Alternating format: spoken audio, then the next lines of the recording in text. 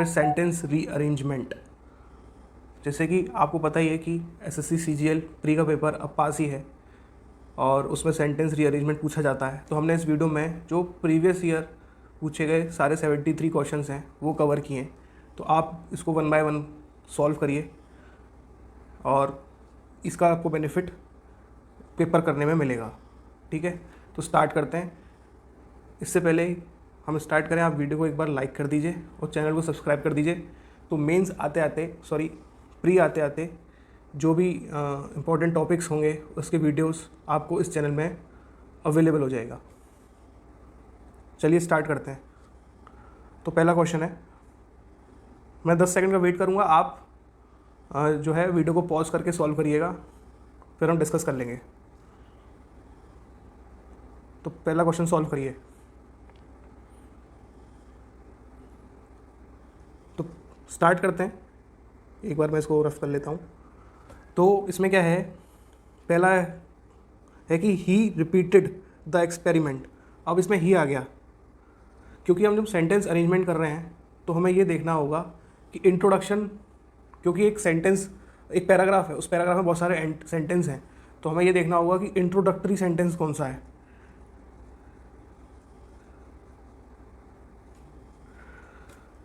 जब तक हम इंट्रोडक्टरी सेंटेंस नहीं पहचानेंगे तो अरेंजमेंट करना हमारा मुश्किल हो जाएगा। तो सबसे इम्पोर्टेंट स्टेप जो होता है वो यही होता है कि हम इंट्रोडक्टरी सेंटेंस को पहचान लें या इनिशियल स्टेटमेंट को पहचान लें। ठीक है, तो ये कह रहा है कि he repeated the experiment increasing the amount until he had weight up to 1000 pound. मतलब ही, कोई इसमें प्रोनाउन यूज़ हो रहा है ही, यानी कि ही के बारे में और सेंटेंसेस में बात हो चुकी है, यानी ये हमारा पहला स्टेटमेंट तो नहीं होने वाला। सेकंड देखते हैं, B, during the spring of 1717 the iron foundries in a remote district were often visited by a thin middle aged man with a notebook.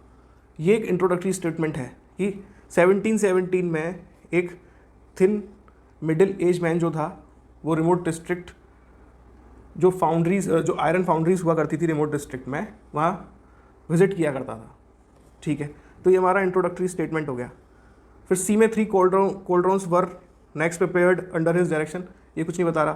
तो बी के बाद क्या आएगा आप देखते हैं, डी देखते हैं। डी में क्या है कि he would weigh out 2 pounds of iron, have them heated till they were red hot and then weigh them again.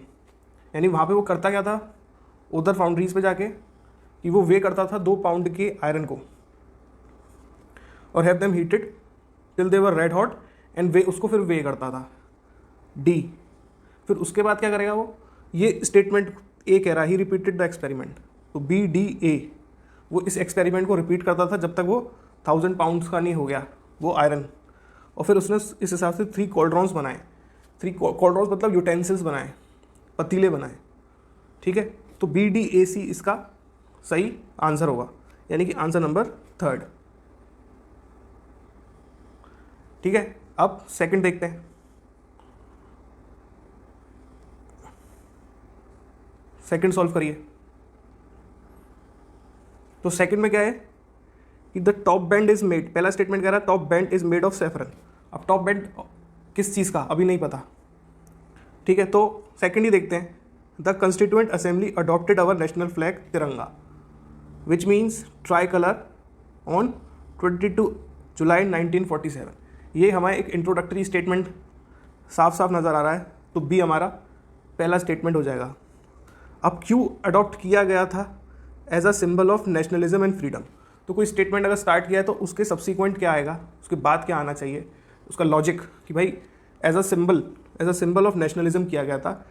और ये किससे बना था, खादी से, which is domestically spun, sorry Indian cotton से जो बना था। तो यानी कि बी सी, तो इसी से पता चल गया हमारा आंसर सेकंड हो जाएगा। बट आगे सॉल्व कर लेते हैं एक बार। It features 3 horizontal stripes that all are same width, जिसकी सेम विड्थ थी, है ना। तो अब तिरंगे के बारे में बता दिया। और उसके टॉप बैंड में क्या था, टॉप बैंड, तिरंगे के 3 बैंड होते हैं, orange, yellow, orange, white and green. तो ऑरेंज क्या है, सैफरन, जो सिंबलाइज करता है पावर एंड करेज। तो इस तरीके से बी सी डी ए हमारा हो जाएगा आंसर। अब थर्ड सॉल्व करिए।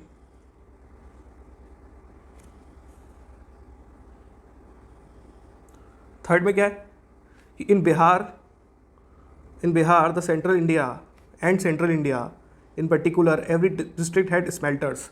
स्मेल्टर्स वो मशीनें होती हैं जिससे हम आयरन निकालते हैं, that use local deposit of ore to produce iron which widely use for the manufacture of implements and tools of daily use. तो बिहार में करा करते थे, स्मेल्टर्स की मशीन हुआ करती थी, ये स्टेटमेंट करा है। आगे देखते हैं। और smelting was done by man while women worked on the bellows pumping airs that kept the charcoal burning. Smelting करते थे कौन? मैन, और वुमेन जो है वो पंपिंग्स में और बेलोज में काम करा करती थी, पंपिंग एयर देती थी। बट एक बार इसको हटा देता हूँ। But iron smelting in India was extremely common till the end of the 19th century. ठीक है, अभी कुछ समझ में नहीं आया। डी देखते हैं। Production of wood steel required a highly specialised technique of refining iron. यानी कि ये हमारा एक इंट्रोडक्शन हो गया आयरन के बारे में, वुड स्टील के बारे में हो गया कि बहुत production of wood steel required a highly specialised technique. तो यानी होगा हमारा इंट्रोडक्टरी स्टेटमेंट। ठीक है, इसको मैं यहाँ लिखता हूँ। तो ये हो गया हमारा इंट्रोडक्टरी स्टेटमेंट। उसके बाद ये स्टेटमेंट बोलते ही अपना उसने कॉन्ट्राडिक्ट किया कि but iron in India was extremely common, iron smelting in India was extremely common till the end of 19th century. लेकिन इंडिया में ये 19th सेंचुरी तक बहुत कॉमन था।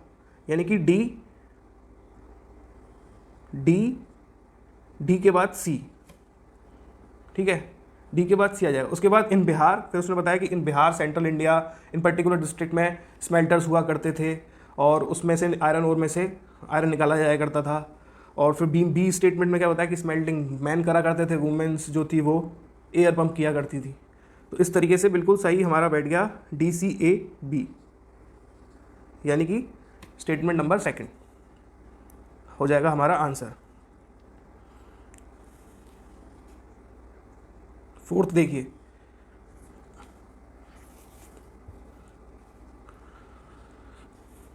तो फोर्थ में क्या है कि during the summer I notice the leave of the tree. तो ट्री की कोई लीव थी जो बिगिनिंग टू विदर। कौन सा ट्री है पता नहीं। बी स्टेटमेंट कह रहा है कि I am specially proud of it. तो आई एम कोई पर्सन है जो उसके ऊपर प्राउड करता है। ठीक है, अब इसको आगे बाद में पढ़ेंगे। द सी है the tree had grown against a warm wall on a sheltered side of the house. तो ट्री के बारे में बात हो रही है। कौन सा ट्री है?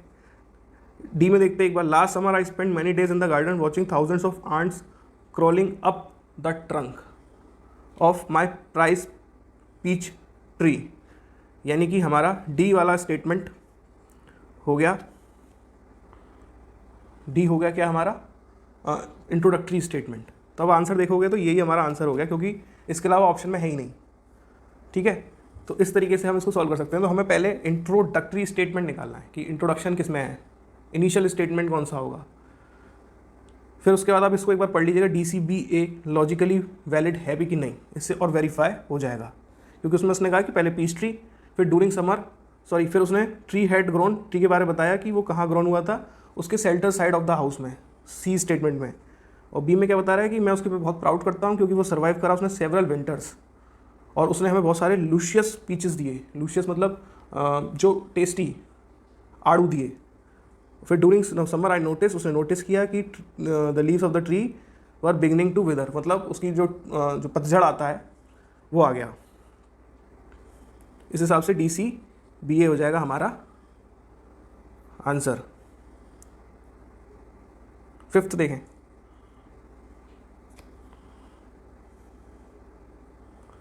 The outcome is much more likely to be favorable if there is substantial international aid than if there is not। कोई एड की बात हो रही है।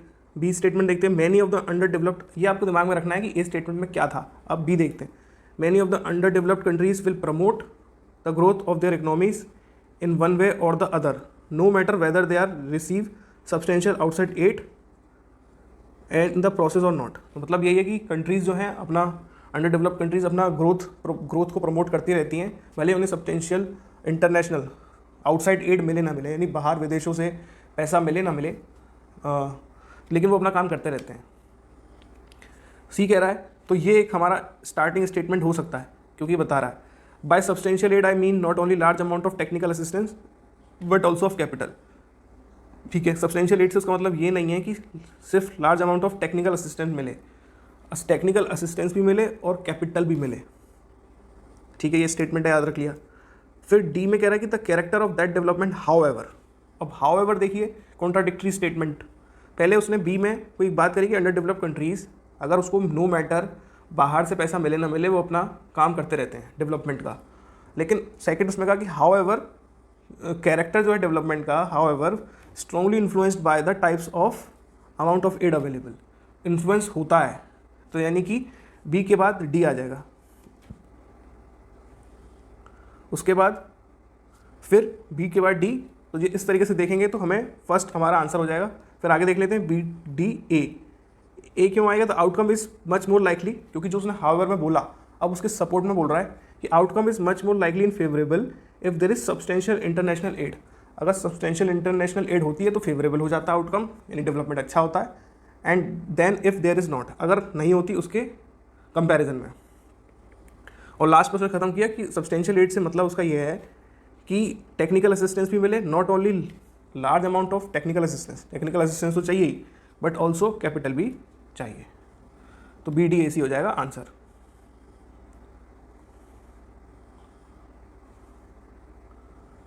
अब देखते हैं सिक्स में स्टेटमेंट नंबर 1 और यानी इनिशियल स्टेटमेंट और फाइनल स्टेटमेंट जो है दे रखा है। अब उसके बीच में क्या आएगा हमें ये बताना सीक्वेंस। पढ़ते हैं newspaper specially of the popular variety aim to do two things to inform and to entertain. मतलब दो काम करते हैं, इन्फॉर्म करते हैं न्यूज़पेपर और एंटरटेन करते हैं। पी में एंटरटेनमेंट में B principally found in the centre page of the newspaper. Entertainment कहाँ मिलता है? Centre page of the newspaper में। बस इतना सा समझ में आ गया, यानी कि डायरेक्ट एंटरटेनमेंट की बात करने लगे। जो हमें इनिशियल स्टेटमेंट में दिया कि दो चीज़ करती है न्यूज़पेपर, एक इन्फॉर्म एक एंटरटेन, और एंटरटेनमेंट की हमने नेक्स्ट पे बात कर ली। तो पहला हमारा स्टेटमेंट हो जाएगा पी। ठीक है, पी सही है। उसके बाद the principal aim of the short news report on the front page is to inform. और वो क्या करता है? फ्रंट पेज क्या करता है? उसमें शॉर्ट न्यूज़ होती है जो इन्फॉर्म करता है। तो P Q. Most newspaper are publish daily. इस तरीके से अगर एक बार ऑप्शन में भी देख लेंगे तो थर्ड ही हमारा आंसर हो जाएगा। ये बिल्कुल लॉजिकली लिखा होगा। Most newspapers are publish daily. The news reporters must make sure that they have up to the minute news. उनके पास up to the minute news आती रहे। ठीक है, in their news reports they will aim. They will क्या है? दे मतलब reporters की बात आ रही है, यानी आर के बाद एस आएगा। ठीक है, a sense of immediacy to convey the impression that they have rushed the news to the reader and that the information content is the very latest. मतलब इस तरीके से करते हैं कि एक सेंस ऑफ इमीडिएसी आ जाती है कि इमीडिएट हमारे पास इंफॉर्मेशन है। ये यूज़र को एक इस तरीके से सेंस ऑफ इमीडिएसी देते हैं कि न्यूज़ जो है उनके पास लेटेस्ट आई है, लेटेस्ट तरीके से पहुंची है। तो इस तरीके से पी क्यू आर एस आ जाएगा। 7th देखिए,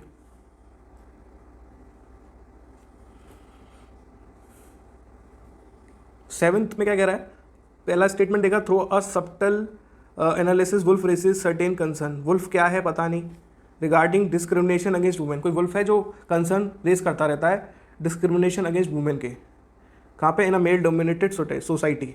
ठीक है, अब देखते हैं आगे। बी स्टेटमेंट क्या कह रहा है? It is also against the need for the freedom of expression in women. यानी ये तो एक के बाद वाला स्टेटमेंट आएगा कि एक तो वो पहली बात तो कंसर्न भी करता है और फिर उसके बाद तो ये बाद वाले स्टेटमेंट्स हैं। ठीक है, सी देखते हैं। In Shakespeare's sisters Virginia Woolf explorers. तो वर्जीना वुल्फ के बारे में पहली बार इंट्रोडक्शन कहाँ हो रहा है? सी में। तो सी से हमारा स्टार्ट होगा और देखोगे तो ये एक ही ऑप्शन में है, तो यही हो जाएगा हमारा आंसर। फिर भी आप पूरे इसको एक बार पढ़ लेना, सी और ए और डी और B, C A D B को एक साथ पढ़ें, जिससे आपको लॉजिक समझ में आ जाएगा कि कैसे पैराग्राफ कंस्ट्रक्शन होता है। ये काम आपका है, एक बार रीड करना है। ठीक है, हम फटाफट चलते हैं 8th पे।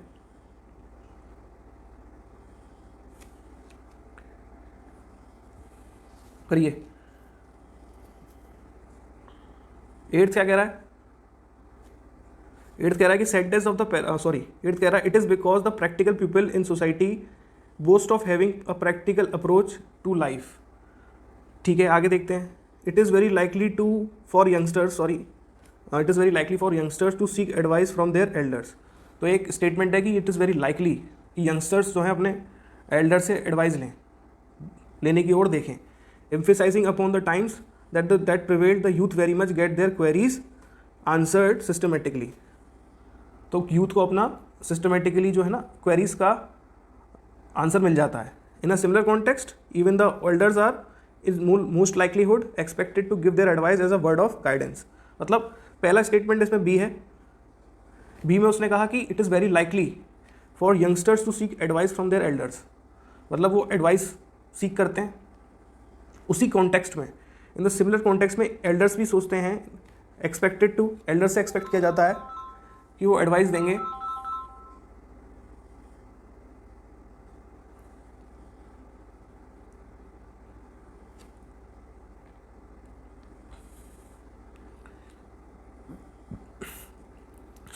इन अ सिमिलर कॉन्टेक्स्ट में एल्डर से भी ये एक्सपेक्ट किया जाता है कि वो एडवाइस देंगे as a word of guidance.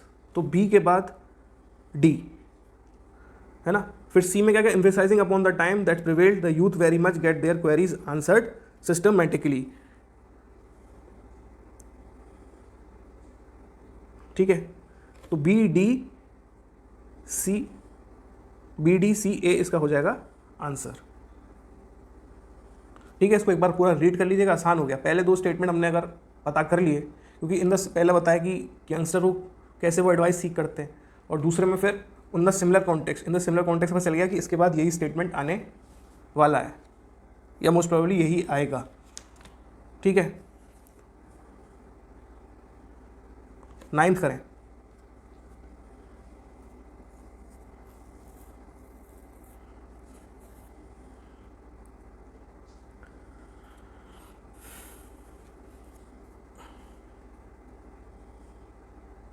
हाँ, तो 9th में क्या है कि we often make all things around us the way we want them. ठीक है, एक बात कह रहा है कि we often make all things around us the way we want, हम अपने आसपास चीज़ों को ऐसा कर देते हैं जैसा हम चाहते हैं। और सेकंड स्टेटमेंट कह रहा है कि even during the pilgrimages we had begun to look for whatever makes our heart happy. तो हम पिलग्रिमेजेस में भी हम यही करते हैं, gives comfort to our body and peace of mind. अगर हम कोई पिलग्रिमेज या कोई यात्रा में भी निकलते हैं तब भी हम यही करते हैं कि अपने आप को हैप्पी रखें। थर्ड स्टेटमेंट कह रहा है कि our mind is resourceful enough to find shortcuts in simple and easy ways. तो एक स्टेटमेंट है, हो सकता है कि यही है हमारा, तो यही होगा हमारा, क्योंकि अवर माइंड इज़ रिसोर्स, एक इसने स्टेटमेंट से स्टार्ट किया है कि our mind is resourceful enough to find shortcuts in simple and easy ways. तो सी हो गया हमारा। ठीक है, उसके बाद डी में क्या एक बार देख लेते हैं। If it is external solution, it is as if external solution will fulfil our needs. ऐसे करते हैं जैसे कि we do not want to make any special efforts even in our spiritual search.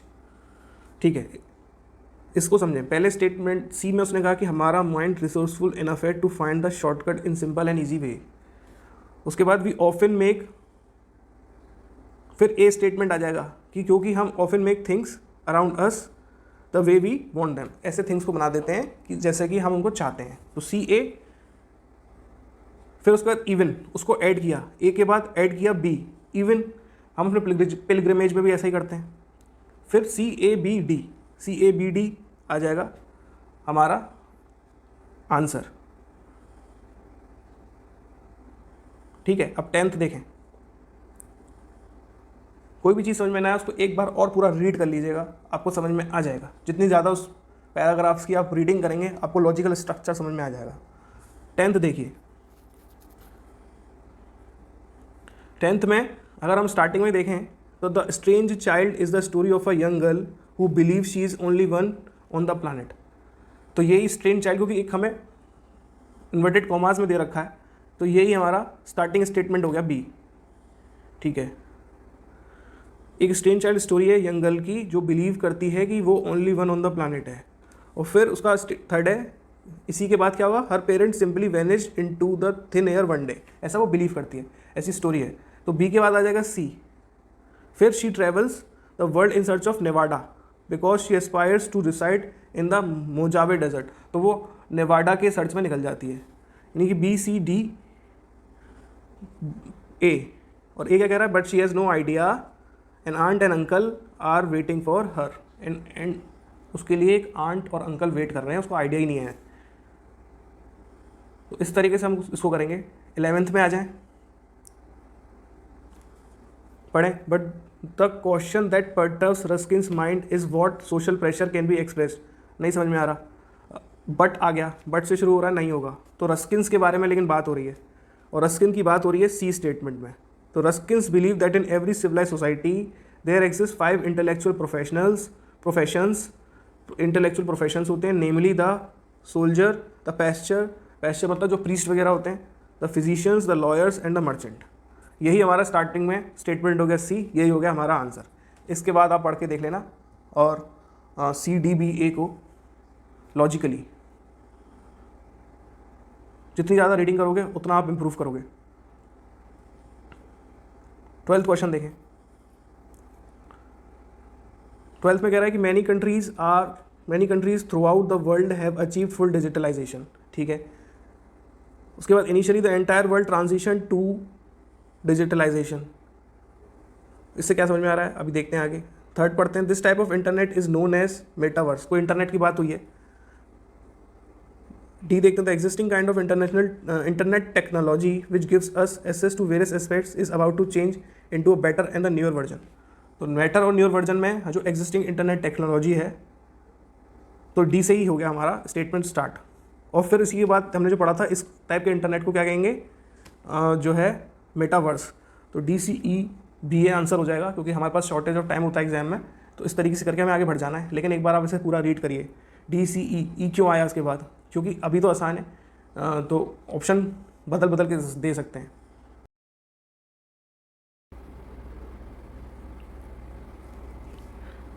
ठीक है, 13 सॉल्व करिए अब। According to Homer, Achilles was brought up by his mother at Pythia with his inseparable companion Patroclus। तो Homer के according, तो कोई Homer है जो एक्लीस के बारे में बता रहा है, ठीक है। तो Achilles, B statement, Achilles was the bravest, handsomest and the greatest warrior of the army of Agamemnon in the Trojan war. तो ये पता चल रहा है कि एक्लीस वॉज द ब्रेवेस्ट और हैंडसमेस्ट ग्रेटेस्ट वॉरियर था of the army of Agamemnon in the Trojan war. तो एक्लीस के बारे में बात हो रही है, तो एक्लीस के बारे में कहीं इंट्रोडक्शन होगा, तो वो डी में दिख रहा है। Achilles in Greek mythology is the son of the mortal Peleus king of the Myrmidons and the Nereid Thetis, ठीक है। तो डी स्टेटमेंट जो है वो इसका इंट्रोडक्शन दे रहा है एक्लीस का। ग्रीक मैथोलॉजी में एक्लीस का मेंशन है कि वो मॉर्टल पेलेस किंग का, जो किंग ऑफ मेरेमिडॉन्स है, उसका बेटा था, ठीक है। फिर उसके बाद डी से स्टार्ट हो रहा है। फिर एक्लीस के बारे में फिर क्या हो रहा है, Achilles was the bravest, handsomest and the greatest warrior of the army of Agamemnon in the Trojan. तो डी बी, तो डी बी से हमारा ऑप्शन आ रहा है 3। फिर भी इसको पढ़ते हैं। फिर ए क्या है, अकॉर्डिंग टू होमर, तो होमर कह रहा है Achilles was brought up by his mother at Phthia with the inseparable companion Patroclus. ये होमर के अनुसार होमर ने लिखा होगा एक्लीस के बारे में कि वो अपने मदर के द्वारा ब्रॉटअप किया गया पिथिया में, और separable with is inseparable companion के साथ पेट्रोकुलस। लेकिन later on Homer classic tales पे पता चलता है, नॉन होमर क्लासिक टेल्स पे पता चलता है कि पेट्रोकुलस वॉज एक्लीस किंग्समैन था या लवर था। तो अलग अलग बुक्स में उसका मेंशन है, तो होमर के हिसाब से कुछ और है, फिर लेटर ऑन नॉन होमरिक में कुछ और पता चलता है। तो डी बी ए सी इसका आंसर हो गया, ठीक है। अब 14 देखेंगे, वीडियो को पॉज करके सॉल्व करो।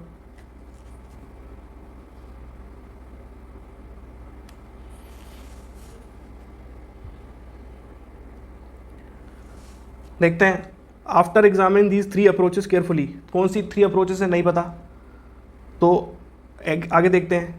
There were 3 approaches to the bridge, one from the north, one from the south and between the two a well beaten footpath from the Rudraprayag bazaar. तो रुद्रप्रयाग बाजार में भी एक फुटपाथ पे था। तो 3 अप्रोचेस के बारे में बात हो रही है बी में, तो बी हो गया हमारा स्टार्टिंग स्टेटमेंट। अगर आप ऑप्शन देखोगे तो यही हमारा आंसर 4th डायरेक्ट है। दोबारा देख लेते हैं, सी भी देख लेते हैं। Satisfied that the leopard had not cross the river, I determine to put in operation my plan for closing the 2 bridges at night, thus confining the leopard to my side of the river. तो इसमें भी bridge के आसपास की बात हो रही है, लेकिन उसका इंट्रोडक्शन बी में ही हुआ है। Next time examine the footpath on which 3 night previously my goat had been killed.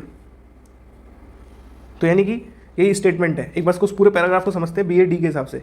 B में क्या कहा, 3 अप्रोचेस थी ब्रिजेस की, एक नॉर्थ में एक साउथ में, और फिर रुद्रप्रयाग बाजार के बीच में एक पाथ था, से एक पाथ था। फिर उसने एग्जामिन किया दीज 3 अप्रोचेस को, फिर उसने क्रॉस किया ब्रिज को और केदारनाथ पिलग्रिम रोड को देखा फॉर हाफ अ माइल। फिर नेक्स्ट उसने एग्जामिन क्या किया, फुटपाथ को ऑन विच 3 नाइट्स प्रीवियसली उसकी गोट मारी गई थी। इस तरीके से ये बी ए डी सी सही आ जाएगा। 15 देखेंगे।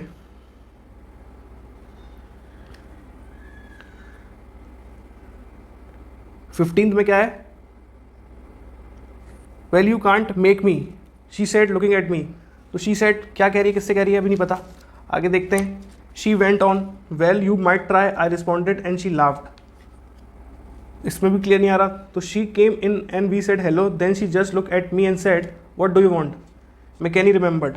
तो इसमें ये स्टार्टिंग स्टेटमेंट है सी वाला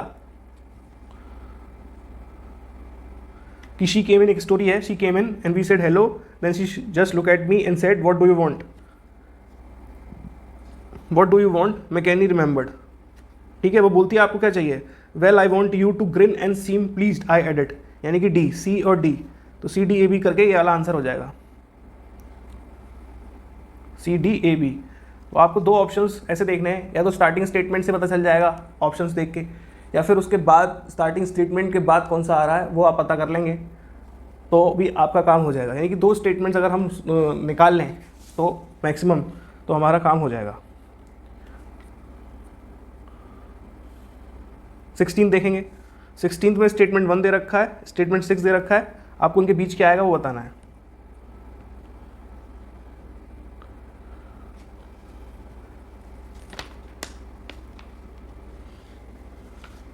तो दे रखा है today the world has become a much smaller place thanks to the adventures and miracles of science. मतलब अब क्या हो गया कि वर्ल्ड जो है एक स्मॉलर प्लेस बन चुका है क्योंकि साइंस की वजह से। ठीक है, पी क्या कह रहा है, we are slowly realising the world is a single cooperative group. ठीक है, आगे देखते हैं। Other religions have become forces with which we have to reckon. अब रिलीजन की बात होने लगी, तो अभी इसको छोड़ते हैं। Mingling of population is bringing about interchange of thought. Mingling of population की बात हो रही है इसमें। एस देखते हैं, foreign nations have become our next door neighbours. यानी कि एस देखो, पहले क्या करा कि वर्ल्ड स्मॉलर प्लेस बन चुका है, तो उसकी वजह से क्या हुआ, उसको सपोर्ट करता हुआ एस नेक्स्ट होगा, foreign nations have become our next door neighbours. क्योंकि छोटी हो गई है प्लेस, अब हम तुरंत पहुंच जाते हैं साइंस की वजह से, तो फॉरेन नेशंस हमारे नेबर हो गए हैं, है ना, एस। और उसकी वजह से क्या हो रहा है, mingling of population is bringing about interchange of thought. ठीक है, एस आर। अब पी और क्यू देख लेते हैं, पी और क्यू और पी में से पहले क्या आएगा।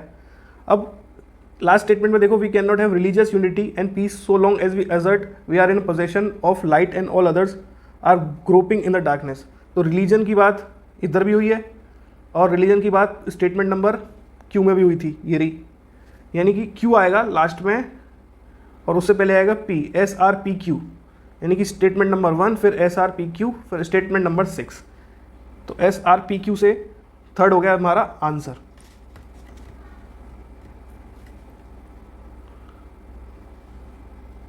ठीक है, तो हमें ये देखना है कि कौन से मैंडेटरी पेयर्स हैं। मैंडेटरी पेयर्स वो होते हैं जिसके बारे में डिस्कशन हुआ है ये पहले स्टेटमेंट में, तो उसकी कंटिन्यूटी में कोई बात की गई है या उसके बारे में कोई प्रोनाउन यूज़ किया गया है, तो मैंडेटरी पेयर्स से भी हमारा काम आसान हो जाता है।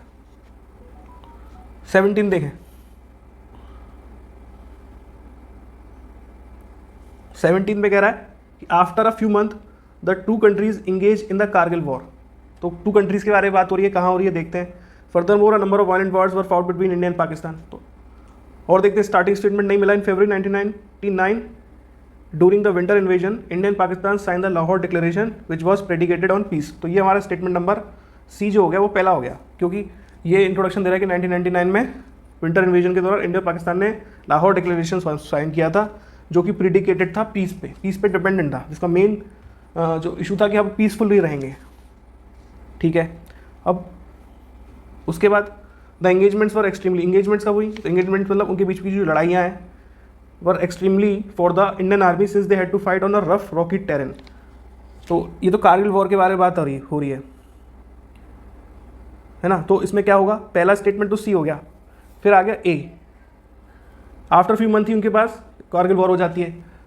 लाहौर उसमें क्या हुआ था कि वाजपेयी जी पाकिस्तान गए थे तो अपने कुछ मेन कलाकारों और क्रिकेटर्स वगैरह को लेके, और एक पीस हुई थी, फिर भी पाकिस्तान नहीं माना और उन्होंने कारगिल वॉर कर दी। तो सी ए करके ये हमारा आंसर आ गया, CABD। ठीक है, इसके बाद चेक करने की जरूरत नहीं है, आप एक बार पढ़ लेना ज़रूर, लेकिन क्योंकि जब हम उस स्ट्रक्चर को पढ़ लेते हैं तो हम बार बार समझ सकते हैं कि एग्जामिनर किस तरीके से स्ट्रक्चर सेट करता है। 18th देखें,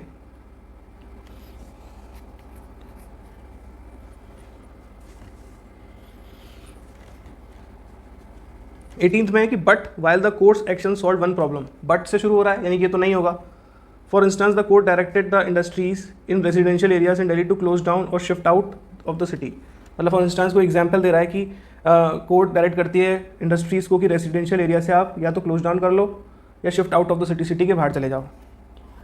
ठीक है, कि कोई एग्जाम्पल दे रहा है। तो क्या है starting statement, in recent years while the courts have come out of with the strong orders on environment issues, these have sometimes affected pupils livelihoods adversely। यानी कि सी हमारा स्टार्टिंग स्टेटमेंट हो गया कि रिसेंट में कोर्ट ने स्ट्रॉन्ग डिसीजन लिए environment issues को लेकर, लेकिन उसके कुछ साइड इफेक्ट्स भी हैं, कुछ अलग पीपल के लाइवलीहुड पे भी फ़र्क पड़ रहा है ना। तो सी स्टार्ट हो गया। तो उसके बाद several of these industries were polluting the neighborhoods and discharge from these industries were polluting the river Yamuna because they had been set up without the following rules। ठीक है, तो अब सी को सपोर्ट करता हुआ बी है, क्योंकि बी में क्या कह रहा है, for instance the court directed the industries, जो बहुत सारे उन्होंने जो कोर्ट ने ऑर्डर्स लिए ना उसमें से एक ऑर्डर का एग्जाम्पल दे दिया। तो सी बी कि for instance the court directed the industry in residential area in Delhi to close down or shift out of the city. तो सी बी हो गया। सेवरल ऑफ दिस इंडस्ट्रीज क्या कर रही थी, पॉल्यूट कर रही थी नेबरहुड को, discharge from these industries were polluting the river Yamuna, और रिवर यमुना भी पॉल्यूट हो रही थी इस चक्कर में, है ना, because they had been set up without following the rules. वो सेटअप हुई हैं रूल्स फॉलो नहीं करते हुए, इसलिए CBDA। But the courts action solve one problem, it created another, and because of the closure many workers lost their job. तो कंपनियां बंद हो रही हैं तो मैनी वर्कर्स भी अपनी जॉब लॉस कर देते हैं। तो इस तरीके से CBDA करके फोर्थ हमारा आंसर हो जाएगा। हम पहले दो स्टेटमेंट में ही बता देते कि इसका आंसर फोर्थ था, ठीक है ना। बस हमने इसको पढ़ के देखा एक बार, जिससे हमें और रीडिंग और करने की आदत पड़े। 19th करेंगे।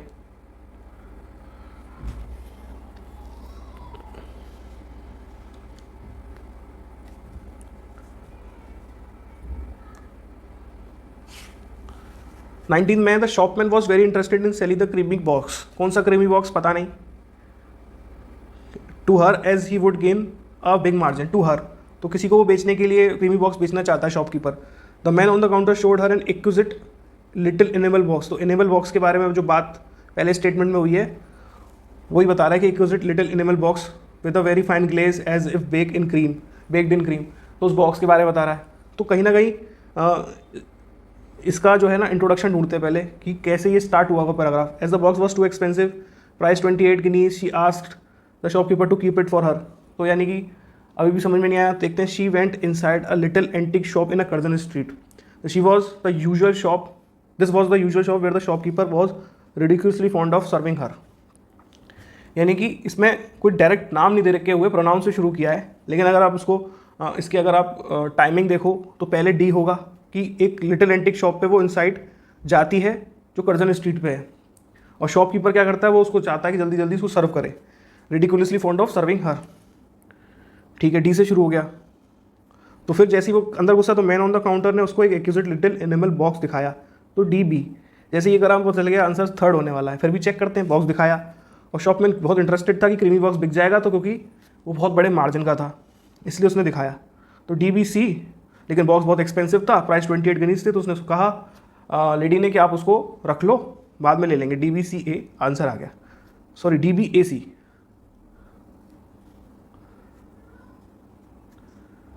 इसका आंसर नंबर थर्ड हो जाएगा D B A C. 20th देखते हैं।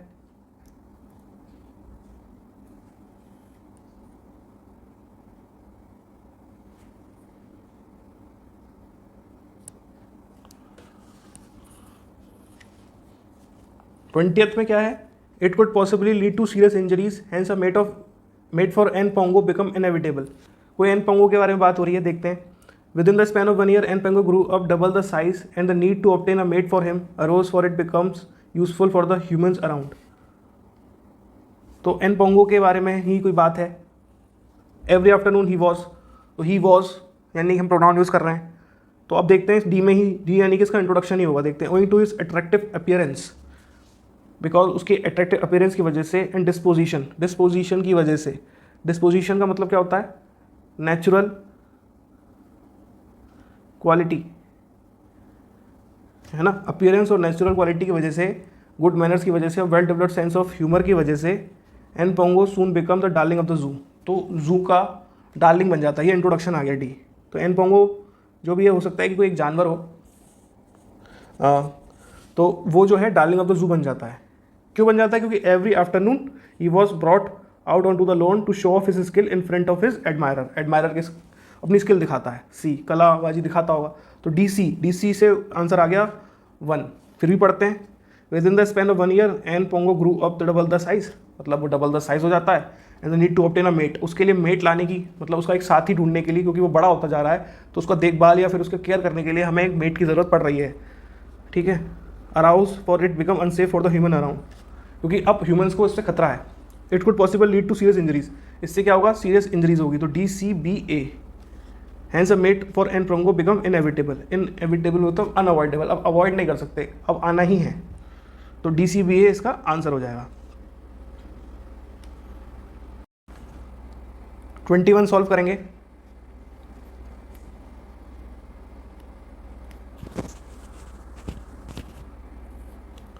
But at the same time this is also true. तो at the same time but से शुरू हो रहा है, ये नहीं होगा। The essence of the suspense is whether the reader will be able to gauge the criminal before the detective tell us who he is. देखते हैं, ये भी इससे क्लियर नहीं हो रहा कि ये स्टार्टिंग स्टेटमेंट है कि नहीं। This leads to a different kind of approach. तो दिस क्या, दिस के बारे में नहीं पता। It is found that when one knows a genre and its structure and rules, it may often not makes us enjoy piece of literary work in the same manner as one usually does. ठीक है, तो ये वाला statement starting वाला हो गया, क्योंकि ऐसा पाया गया कि जब वन नोज अ जेनर, कोई किसी जेनर को जानता है और उसके स्ट्रक्चर को समझता है और रूल्स को भी समझता है या जानता है, तो it may often not make us enjoy a piece of literary work in the same manner as one usually does. तो वो ज़्यादा उस चीज़ को एंजॉय कर पाता है। ठीक है, उसके बाद बट एट द सेम, जैसे उसने ये बात करी उसके बाद लेकिन उसने एक कॉन्ट्राडिक्टरी स्टेटमेंट दे दिया, but at the same time लेकिन this is also true when one reads a few work of the same genre one naturally comes to know a rough structure of that genre. मतलब अगर हम थोड़ा बहुत उसके बारे में पढ़ लेंगे तो उसका स्ट्रक्चर हमें समझ में आ जाएगा। तो डी ए सी भी इसका आंसर हो गया। उसको और पढ़ते हैं, सीखे गया this leads to a different kind of approach to understanding the literature in general and detective fiction in particular. Detective fiction in particular हम समझ पाएंगे, डिफरेंट काइंड ऑफ अप्रोच भी समझ पाएंगे। तो essence of suspense is whether the reader will be able to gauge the criminal before the detective tells who he is. तो essence ये है कि रीडर बता पा रहा है कि क्रिमिनल कौन है before the detective tells who he is. ठीक है, इस तरीके से डी ए सी बी इसका आंसर हो गया। 22 देखें।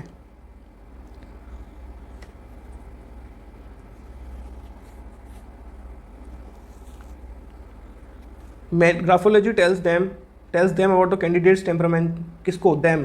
तो देम है यानी स्टार्टिंग स्टेटमेंट नहीं है। आगे बढ़ते हैं। Many companies use it, it, तो ये भी नहीं है। Despite public scepticism graphology play a covert role in British management. ठीक है, modern graphology begin early in the 19th century. तो ग्राफोलॉजी के बारे में इंट्रोडक्शन डी में आ रहा है, तो अब ऑप्शन में भी एक ही में है, तो यही इसका आंसर होगा।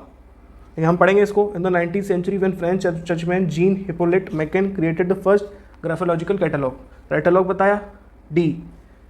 डिस्पाइट पब्लिक स्केप्टिज्म से ग्राफोलॉजी कोवर्ट रोल करती है ब्रिटिश मैनेजमेंट्स में, क्या? ठीक है। फिर ग्राफोलॉजी इनको क्या बताती है कि कैंडिडेट टेम्परामेंट क्या है, highlights both weakness and strength. Many company use it मतलब ग्राफोलॉजी को यूज़ करती है for recruitment and analysis. Sorry उल्टा हो गया, तो DCBA आएगा। DC कैसे? Many company use it for executive recruitment analysis, और उन्हें क्या बताती है कंपनीज को? About the candidates temperament, highlights both weakness and strength. तो उसका हो जाएगा DCBA। समझ गए ना? एक बार इसको पढ़ लेना, आपको समझ में आ जाएगा। क्योंकि इट यानी इट ग्राफोलॉजी के बारे में हो रहा है, तो ग्राफोलॉजी डी में हमने कर ही लिया है, तो DCBA हमारा आंसर हो जाएगा। 23rd बताएं।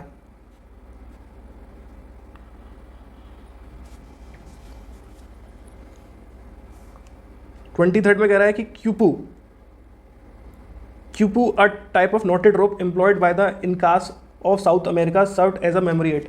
तो क्यूपू मतलब जैसे कि हमारे घर पे हम मंदिर में जाके धागा बांधते हैं, है ना, और मज़ार में जाके बांधते हैं, तो वो एक विश होती है, नॉट बांध देते हैं। इसी तरीके से क्यूपू भी एक noted rope employed south America में करते हैं, जो एक मेमोरी की तरह कि भाई इसमें कोई मेमोरी होगी उस। ठीक है। फिर different colours were used to dye the strings, तो उसकी जो स्ट्रिंग्स होती है उस पर डिफरेंट कलर यूज़ किए जाते हैं। तो ए और बी लॉजिकली सही लग रहे हैं, तो आंसर आ गया ये ABCD।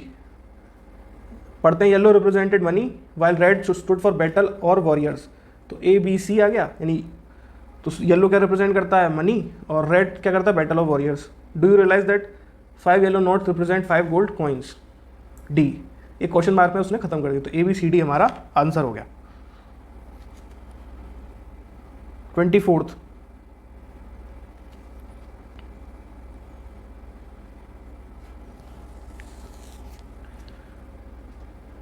तो अगर हम फटाफट पढ़ते हैं, symptoms like nervousness, increase heart rate and feeling weak are some of the starting signs of anxiety. तो एंग्जाइटी के साइन है, तो एंग्जाइटी के बारे में कहीं ना कहीं इंट्रोडक्शन हुआ होगा, तो आप ध्यान से देखो, तो डी में दिख रहा है anxiety is a sad reality of today's time that has plagued a number of us in a variety of different ways. यानी कि डी हो गया हमारा स्टार्टिंग स्टेटमेंट, है ना। उसके बाद सेकंड स्टेटमेंट क्या आएगा? डी से आप देखो दो ऑप्शन है, 2 और 4।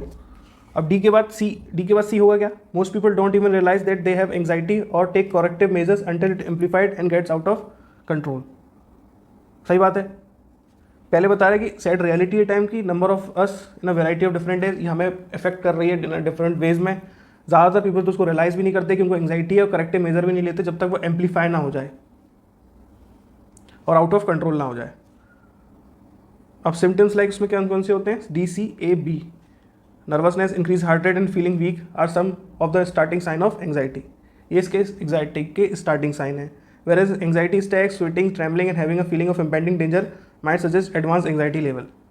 यानी अगर आपको ये सब हो रहा है, एंग्जाइटी अटैक्स आ रहे हैं, स्वेट्स हो रहे हैं, ट्रेमलिंग कर रहे हो, आप कांपते हो, तो आपको एक इम्पेंडिंग डेंजर है कि आपको एंग्जाइटी लेवल्स बढ़ चुके हैं काफ़ी। तो समझ में आ गया। इसमें पहले बताया एंग्जाइटी क्या है, डी में। सी में बताया कि मोस्ट पीपल तो रियलाइज़ भी नहीं कर पाते कि उनको है। तो पहला इनिशियल क्या होगा, इससे आप रियलाइज़ कर पाओगे कि नर्वसनेस होती है, हार्ट रेट बढ़ जाती है। और फिर बी कि अगर आपको extra anxiety, advance anxiety level हो गई तो क्या क्या होगा। इस तरीके से उन्होंने पैराग्राफ को स्ट्रक्चर किया गया है। तो DCAB हमारा हो गया आंसर। ठीक है, 25 करें।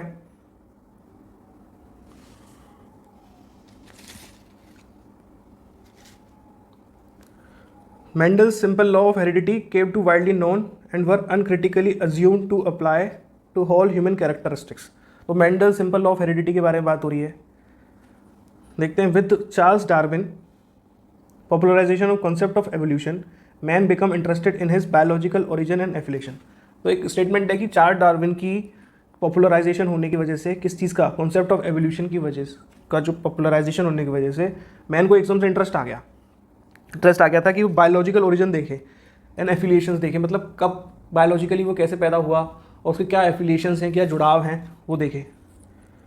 The interest was centred on man phylogenetic origins. तो ये जो इंटरेस्ट है, यानी कि बी और डी एक साथ आ रहा है, बी और डी एक साथ आ रहा है, बी और डी एक साथ किस में आ रहा है, इसी में आ रहा है। थर्ड ही हमारा आंसर हो गया। यहीं से स्टार्ट कर देते हैं, बी और डी, तो ये उसकी फाइलोजेनेटिक ओरिजिन थी। फिर starting with the work on heredity of Gregor Mendel के बारे में बात हो गई in the 1860 and the recognition of its significance in 1900 interest shifted to the problem of one ontogenetic origin. अब मेंडल की वजह से ऑन्टोजेनेटिक ओरिजिन में शिफ्ट हो गई, तो ये सी। फिर मेंडल सिंपल लॉ क्या कहता है, उसके बारे में ए में बताया जा रहा है, B D C A came to widely known, widely जाना गया, were uncritically assumed to apply in all human characteristics, सारे ह्यूमन कैरेक्टरिस्टिक्स में अप्लाई किया जा सकता है। इसलिए 25 का आंसर हो गया हमारा थर्ड। 26 देखें।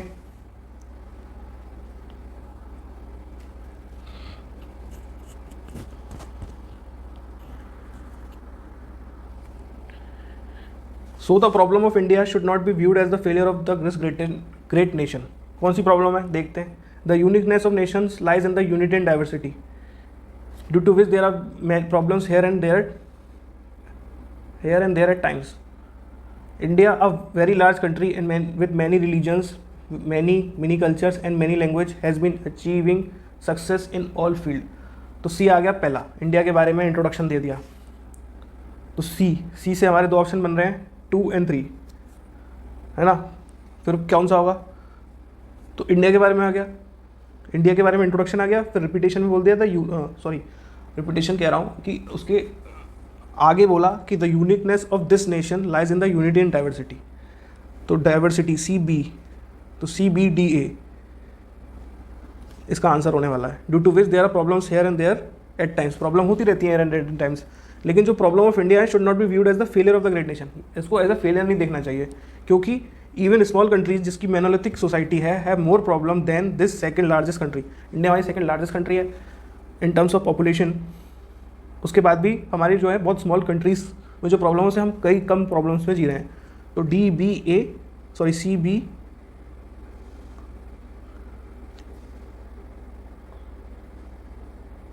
तो सी से स्टार्ट हो रहा है,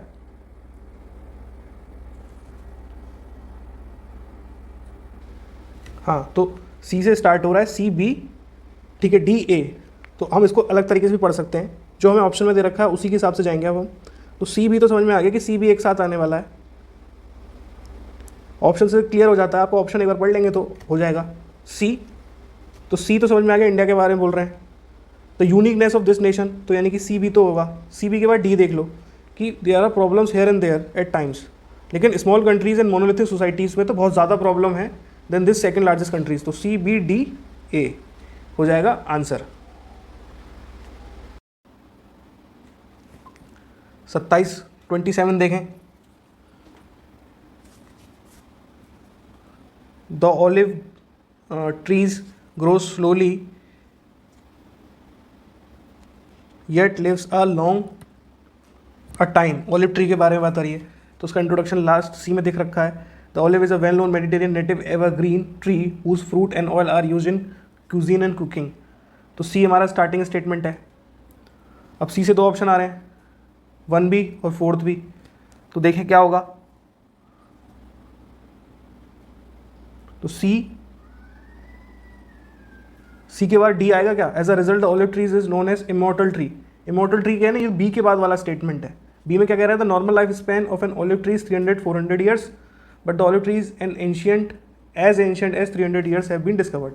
मतलब 300-400 साल तक जीते हैं, और ये 3000 साल से जो है ये डिस्कवर हो चुका है इन्हें।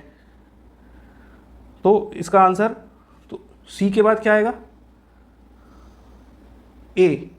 क्यों, the olive tree grows slowly yet lives a long time.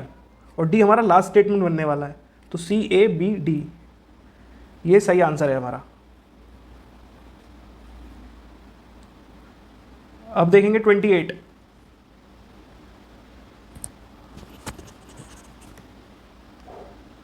The first is the herbalist who generally enjoy the Prestige and reputation of being the real traditional medical profession. तो फर्स्ट, फिर यहाँ पे अब थर्ड, द सेकंड, यानी कि first second third कुछ बात हो रही है कुछ मेडिकल प्रोफेशंस के बारे में।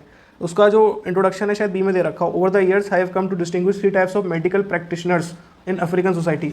अफ्रीकन सोसाइटी में 3 टाइप्स के मेडिकल प्रैक्टिशनर्स हैं। तो बी हो गया पहला, बी के बाद फर्स्ट दे रखा है ए, फिर सेकंड दे रखा है डी, और थर्ड दे रखा है C. B A D C check करने की ज़रूरत ही नहीं है, अंदर पढ़ने की ज़रूरत नहीं है। B A D C answer लगा के आप आगे बढ़ जाइए। लेकिन आप एक बार यहाँ ज़रूर पढ़ेंगे, पेपर में पढ़ने की ज़रूरत नहीं है। यहाँ हमारी तैयारी पेपर से तिगनी होनी चाहिए, जितनी पेपर में रिक्वायर्ड है उससे ज़्यादा।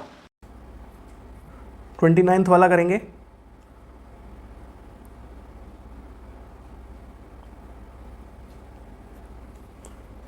ट्वेंटी नाइन्थ में क्या दे रखा है कि both Ratan and Moti were idlers and did not work. तो रतन एंड मोती के बारे में बात हो रही है। Their wives and introduce order and industries in the house. उनकी वाइफ इंट्रोड्यूस करती हैं order and industry in the house. Ratan and Moti's wife would work hard and would earn the bread for their family. This made them lazier. तो lazier वाला तो जो है last में आएगा, डी लास्ट में स्टेटमेंट बन जाएगा, है ना। तो पहला स्टेटमेंट हमारा ए सही है कि रतन एंड मोती आइडलर्स थे, मतलब ज़्यादा हिलना डुलना नहीं पसंद करते थे, काम नहीं करते थे। उनकी वाइफ जो थी रतन मोती की वो वर्क हार्ड करती थी एंड ब्रेड उनके लिए रोटी कमाती थी। तो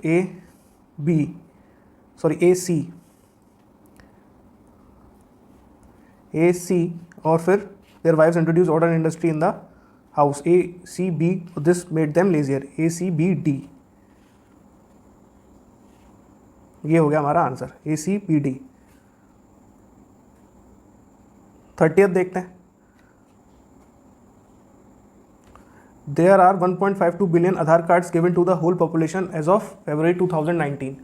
तो आधार कार्ड के बारे में बात हो रही है। बेनिफिशरीज डी में बेनिफिशरीज के बारे में बात आ रही है। तो हो सकता है ये डी से ही खत्म हो रहा हो, देखते हैं। A financial inclusion program called the prime minister Jan Dhan Yojana make service like banking, remittance, insurance to accessible to every Indian at a reasonable price। क्या फाइनेंशियल एग्जाम प्रोग्राम है देखें। Under the acronym JAM, Jan Dhan Yojana and financial for financial inclusion, Aadhaar biometric identification and mobile telefication, India is on the verge of a social revolution. Social revolution के verge पे है। तो एक social revolution होने वाला है, इसके वर्ज पे है। तो ये एक ओपनिंग स्टेटमेंट है। तो सी हमारा ओपनिंग स्टेटमेंट बन गया सी। ऑप्शन में भी यही आंसर है, तो CABD हमारा आंसर हो जाएगा। और डी देखो लास्ट में आ रहा है बेनिफिशरीज जो हैं। तो मतलब ये कहना चाह रहा है कि जनधन योजना फाइनेंशियल इंक्लूजन प्रोग्राम है, इसमें एक सोशल रेवोल्यूशन हो रहा है इससे। 1.52 billion Aadhaar cards given to the population as of February 2019 तक में इतने आधार कार्ड्स दिए जा चुके हैं। द फाइनेंशियल इंक्लूजन प्रोग्राम को कहा जाता है प्रधानमंत्री जनधन योजना। ये क्या करती है, सर्विस लाइक बैंकिंग, रेमिटेंस मतलब जो पैसा आता है विदेश से घर पे, insurance accessible to every Indian reasonable price में करती है। और बेनिफिशरी क्या कर सकते हैं, ओपन कर सकते हैं अकाउंट। तो CABD हो गया हमारा answer. 31 he used to commit 1 theft a year on average, the stolen money lasted for the year. जो स्टोलन मनी था वो लास्टेड रहता था ईयर तक। तो कोई एक स्टेटमेंट है, देखते हैं। He choose the house at Shotover Grange to commit the next burglary. He studied the design of the house carefully for a fortnight. मतलब उसने चूज़ किया शोवर ग्रांज हाउस जो है शोवर ग्रैंज में, जो अपनी नेक्स्ट बर्गली करने के लिए। और उसने डिज़ाइन रीड करे हाउस की केयरफुली फॉर अ नाइट के लिए वो केयरफुली रीड करा।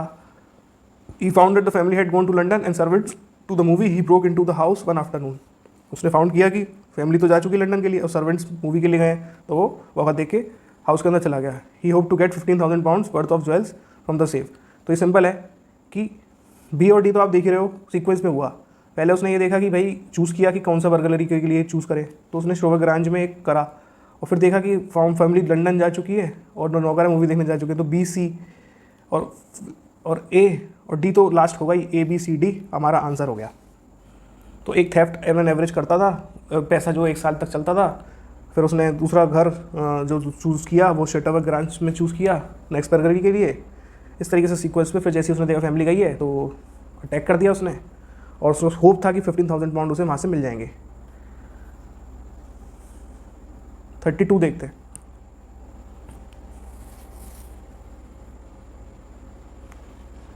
Swarms have wreaked havoc on crops and caused famines and mass migration। थोड़ा सा साउंड में प्रॉब्लम आ रही होगी, हो सकता है क्योंकि बारिश हो रही है और इस तरीके से थोड़े साउंड में प्रॉब्लम है, लेकिन आप साथ दीजिए। बी में है since prehistoric times locust have caused plagues. Locust हम इंसेक्ट्स को कहते हैं।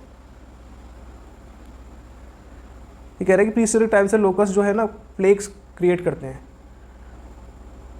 अब traditional method of control on the pesticides from the ground of the air although biological control approaches are also making great strides. तो traditional method जो है of control rely on the use of pesticides from the ground on the air. हम क्या करते हैं, फिर pesticides मार देते हैं ग्राउंड में और एयर से भी डालते छिड़कते हैं। Although biological control approaches are also making approaches भी कर रही हैं। Changes in agriculture practices and improved observation of areas where swamps tends to form have lately allowed control measure to be implemented at earlier stage। तो swamps के बारे में ए में बात हो रही है, तो ए और डी बराबर एक साथ आना चाहिए। तो ए और डी के बारे में बात हो रही है फोर्थ स्टेटमेंट में, ठीक है। ये इसका आंसर हो जाएगा क्या, देखते हैं। बी प्री हिस्टोरिक टाइम से लोकस्ट प्लेग क्रिएट कर रहा है, सही है। Swarms have wreaked havoc on crops and caused famines। Swarms कर रही हैं, मतलब एक लोकस्ट कीड़ा है तो उसमें swamps के बारे में बात करने लग गए। फिर swamps को कंट्रोल करने के लिए क्या किया, BAD। फिर कि ट्रेडिशनल मेथड जो है पेस्टिसाइड्स के from the ground on the air, ये सब है। और biological control approaches are also making great stride. तो BADC। इसमें मैं पूरा नहीं पढ़ रहा हूँ, पूरे डिटेल में नहीं पढ़ रहा चीज़ें, थोड़ी थोड़ी चीज़ें छोड़ भी रहा हूँ थोड़ा आपके पढ़ने के लिए, लेकिन आंसर BADC कैसे आएगा आपको समझ में आ गया होगा, ठीक है। अब देखेंगे 33।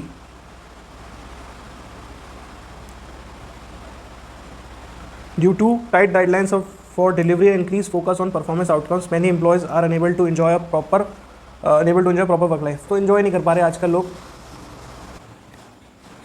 ठीक है। इसमें है सेकंड में stress could eminent out of various situations. Stress के बारे में बात आ रही है, तो सी में है स्ट्रेस का। In today's fast moving world many young professionals are vulnerable to stress. तो सी से ये स्टार्ट होगा, लेकिन सी का ऑप्शन है। तो इसका आंसर 33 का मोस्ट प्रोबेबली 2 ही होगा, क्योंकि यही इसका इंट्रोडक्शन सही लग रहा है। फिर उसके बाद due to tight deadlines of for delivery and increase focus on performance outcomes many employees are unable to enjoy a proper work life. तो CBAD, तो ए है, सॉरी दोबारा देखते हैं। In today's fast moving world many young professionals are vulnerable to stress. Stress को emanate, stress के बारे में बात कर रहे हैं। Out of various situation, emanate मतलब पैदा होता है बहुत तरीक़ों से, जैसे lifestyle, health, relationship issues, lack of support system at home, competitive focus on acquiring material symbols of success. मतलब हम सब मटेरियल सिंबल्स ऑफ सक्सेस की तरफ भाग रहे हैं, महंगी गाड़ी होनी चाहिए, महंगा घर होना चाहिए, महंगा फ़ोन होना चाहिए, तो इस तरीके से करियर एडवांसमेंट की तरफ भाग रहे हैं, तो स्ट्रेस जो है बहुत ज़्यादा बढ़ जा रहा है। तो CB, फिर ए डेडलाइन बढ़ती जा रही है, फोकस ऑन परफॉर्मेंस आउटकम्स पे इतना है कि कोई अपने काम को एंजॉय ही नहीं कर पा रहा। डी में क्या, to add to this the current economy has impacted many companies revenues and profits which in effect have put many jobs at risk resulting the frequency of counselling support and guidance going up significantly. मतलब उसके साथ साथ क्या हो रहा है कि क्योंकि इकोनॉमी सही नहीं चल रही है तो सबके प्रॉफिट्स कंपनियों के नीचे जा रहे हैं, तो फिर आपकी जॉब पे रिस्क आएगी, तो फिर लोग और प्रेशर में आ रहे हैं और स्ट्रेस में आ रहे हैं और काउंसलिंग जो है वो बढ़ रही है। इस तरीके से CBAD हो जाएगा हमारा आंसर। अब देखेंगे 34।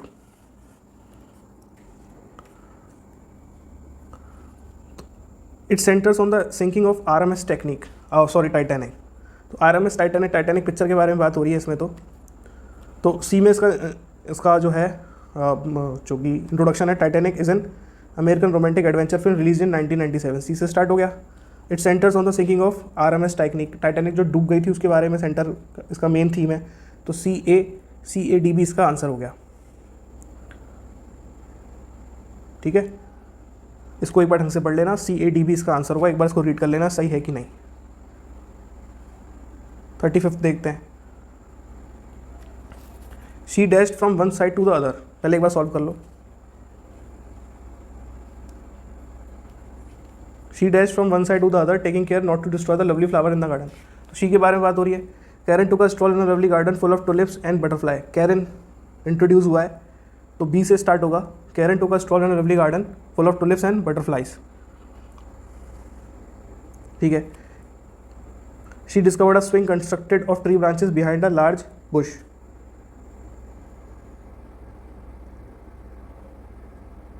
Karen went on to the swing without hesitation and began swinging, causing the wind to dishevel her hair. The small girls adored the outdoors and relished the breeze blowing through her hair.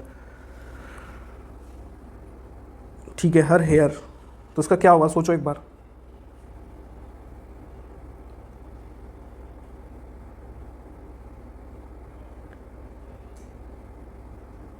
ठीक है, the small girl adored the house, क्योंकि Karen took a stroll in a lovely garden of tulips and butterfly.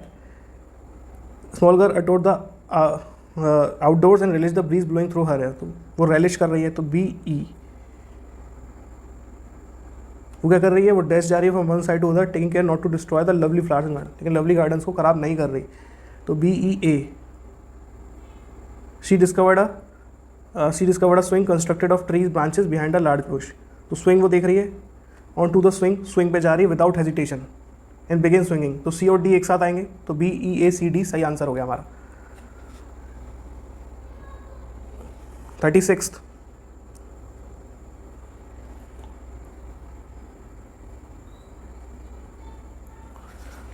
क्या कह रहा है, it superseded India's previous educational strategy which was created in 1986. तो कुछ बात कर रहा है किसी कंटिन्यूशन में.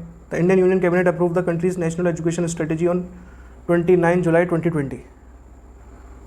ठीक है, तो इंडियन यूनियन अप्रूव कर रही है एंड इट प्रोवाइड्स फ्रेमवर्क, तो एंड है. द पॉलिसी सिग्निफिकेंटली, तो पॉलिसी की बात हो रही है, तो बी हमारा हो गया पहला स्टेटमेंट. इसके हिसाब से दो ऑप्शन निकल के आते हैं, 2 और 4, है ना. तो अब देखो, the union cabinet approve the countries national education strategy approve कर रही है. इट्स सुपरसीड क्या कर रही है, इंडियाज प्रीवियस एजुकेशन स्ट्रेटेजी को, जो 1986 में हुई थी, तो बी ए. और फिर द पॉलिसी सिग्निफाइज क्या करती है, Indian education system restructuring Indian education system is the primary goal of the national education policy 2022.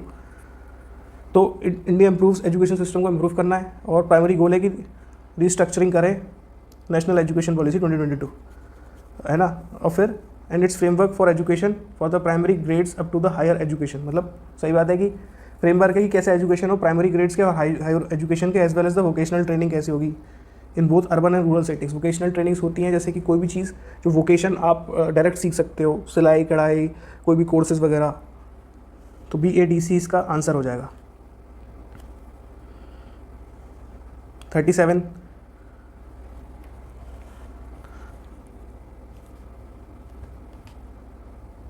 Bauxite is used as a main raw material for the production of aluminium. Precipitation is a pre-final stage. Sodium aluminate is acquired in the next step. The smelting process actually extract aluminium as a final product. Final product की बात हो रही है, तो D तो जहाँ तक है लास्ट ही होगा. Bauxite is used as a main raw material. Raw material से शुरू होकर final product. तो एक जनरल जो सेंस बन रहा है कि वो A और D. फिर क्या है, उसके बाद क्या होता है, sodium aluminate is acquired in the next step. जैसे रॉ मटेरियल यूज होता है, नेक्स्ट स्टेप में क्या आ जाता है, सोडियम एल्यूमिनेट बन के आ जाता है. तो A C B D answer आ गया इसका. इसको एक बार पढ़ लेना, समझ लेना इस सीक्वेंस को.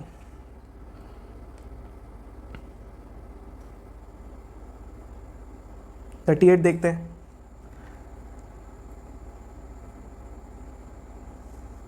बिकॉज से शुरू हो रहा है, ये नहीं होगा. एज अ रिजल्ट नहीं होगा. It is then unable to exit the lake. The Dead Sea is one of the saltiest body of the water. यही इंट्रोडक्शन है, तो डी से ही शुरू होने वाला है. अच्छा, सारे ऑप्शन में भी डी दे रखा है, ठीक है. On the planet with about 10 times the salt content of typical salt water, मतलब 10 गुना ज़्यादा नमकीन है, तो सॉल्टियस्ट है. ऐसा क्यों हो रहा है, this is because water flows into the Dead Sea from a single primary tributary. D E the Jordan River. Jordan River से, मतलब इसमें जो पैसे, उसमें ज़्यादातर जो पैसे पैसा कह रहा हूँ, वाटर आता है वो एक ही ट्रिब्यूटरी से आता है, वो है जॉर्डन रिवर. तो डी ई एस इसलिए हो रहा है ना. फिर क्या होता है, जब वो चला जाता है तो ई में क्या दे रहा है, it is then unable to exit the lake and it's force to evaporate. तो अब जब घुस गया तो एवेपोरेट नहीं हो पाता, सॉरी लेक से निकल नहीं पाता, एग्जिट नहीं कर पाता. तो क्या होता है, force to evaporate. D E C because of the region scorching heat and aridity a considerable amount of water evaporate हो जाता है, क्योंकि रीजन की स्कॉर्चिंग हीट है, वहाँ पे बहुत ज़्यादा गर्मी है, एरिडिटी है, तो अमाउंट ऑफ वाटर एरिडेट हो जाता है. As a result salt and other minerals become increasingly concentrated. तो सॉल्ट जो है और अदर मिनरल्स कंसनट्रेट हो जाते हैं, इसलिए आंसर आ जाएगा D A C E B.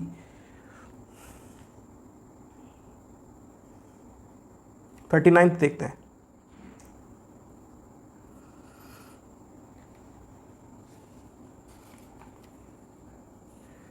In 1944 he was honored by King George V with a knighthood and became Sir Alexander Fleming. तो सर अलेक्जेंडर फ्लेमिंग के बारे में हो रही है बात, कहाँ हो रही है starting? Fleming become famous overnight and was regarded as the one of the most distinguished scientist of his time. तो सी में हो रही है उसके बारे में बात, स्टार्टिंग स्टेटमेंट है सी। इस हिसाब से हमारा बैठ रहा है थर्ड ऑप्शन। अब आप उसको पूरा सॉल्व करना या एक बार पढ़ ही लेते हैं। 1994 में he was honoured by King George six and knighthood with the knighthood and become a Sir Alexander Fleming. उसको एक नाइटहुड मिला और फिर वो बन गए सर अलेक्जेंडर फ्लेमिंग। तो सी ए सही है। Next year he as an fellow bacteriologist who combined the effort had led to the great discovery for honoured to joint a Nobel prize. फिर वो नेक्स्ट ईयर लॉर्ड जो अपने fellow बैक्टेरोलॉजिस्ट के साथ क्या जीतते हैं? Nobel Prize. On receiving this great honor, Fleming said that in his usual modest way, where I go, people thank me for saving their lives। एक स्टेटमेंट दे रहे हैं कि जहाँ पे भी जाता हूँ तो लोग कहते हैं कि भाई आपकी वजह से हमारी ज़िंदगी जीत थैंक यू बोलते हैं। मैं बोलता हूँ I don't do anything, I just found a remedy that was there. जो रेमेडी थी वही पहचान ली मैंने बस। CADB हमारा आंसर हो गया 39। 40 देखते हैं।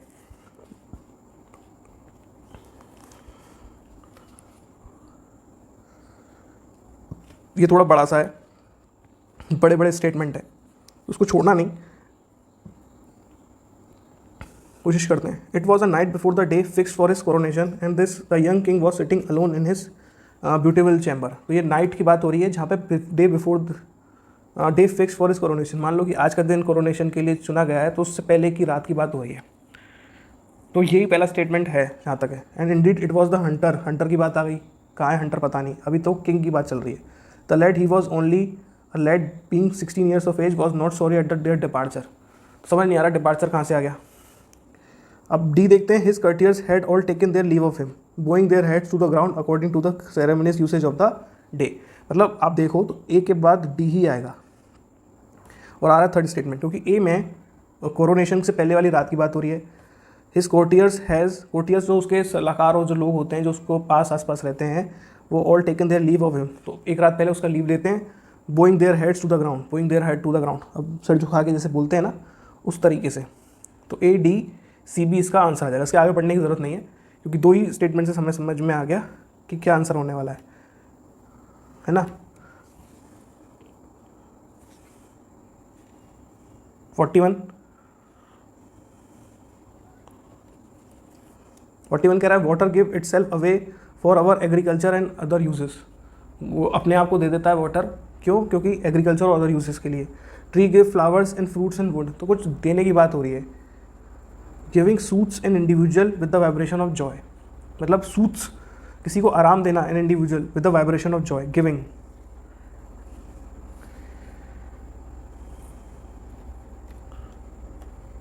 Unconditional giving is a natural principle and evident everywhere in nature which give us solid, liquid and minerals। तो मतलब गिविंग से शुरू हुआ। Giving soothes an individual with the vibration of Joy. तो बता रहा है कि अनकंडीशनल गिविंग तो एक नेचुरल प्रिंसिपल है ही और एविडेंट है हमारे नेचर में, which give us solid, liquid and minerals. Water ने हमें क्या दिया? इटसेल्फ, तो CDA वाटर ने हमें खुद को दे दिया एग्रीकल्चर के लिए, अदर यूसेस के लिए। और ट्रीज हमें फ्लावर्स, फ्रूट्स एंड वुड्स देते हैं। तो CDAB हो जाएगा हमारा आंसर। 42 वाला करें। The most essential things that I learned from Ready Now was the need of having a backup plan in the case of an emergency। तो Ready Now से क्या सीखा कि एक बैकअप प्लान होना चाहिए in case of emergency. She stated, उसने बोला, the instruction according to Nicola was inspiring and confirmed her capacity to live effectively with a disability.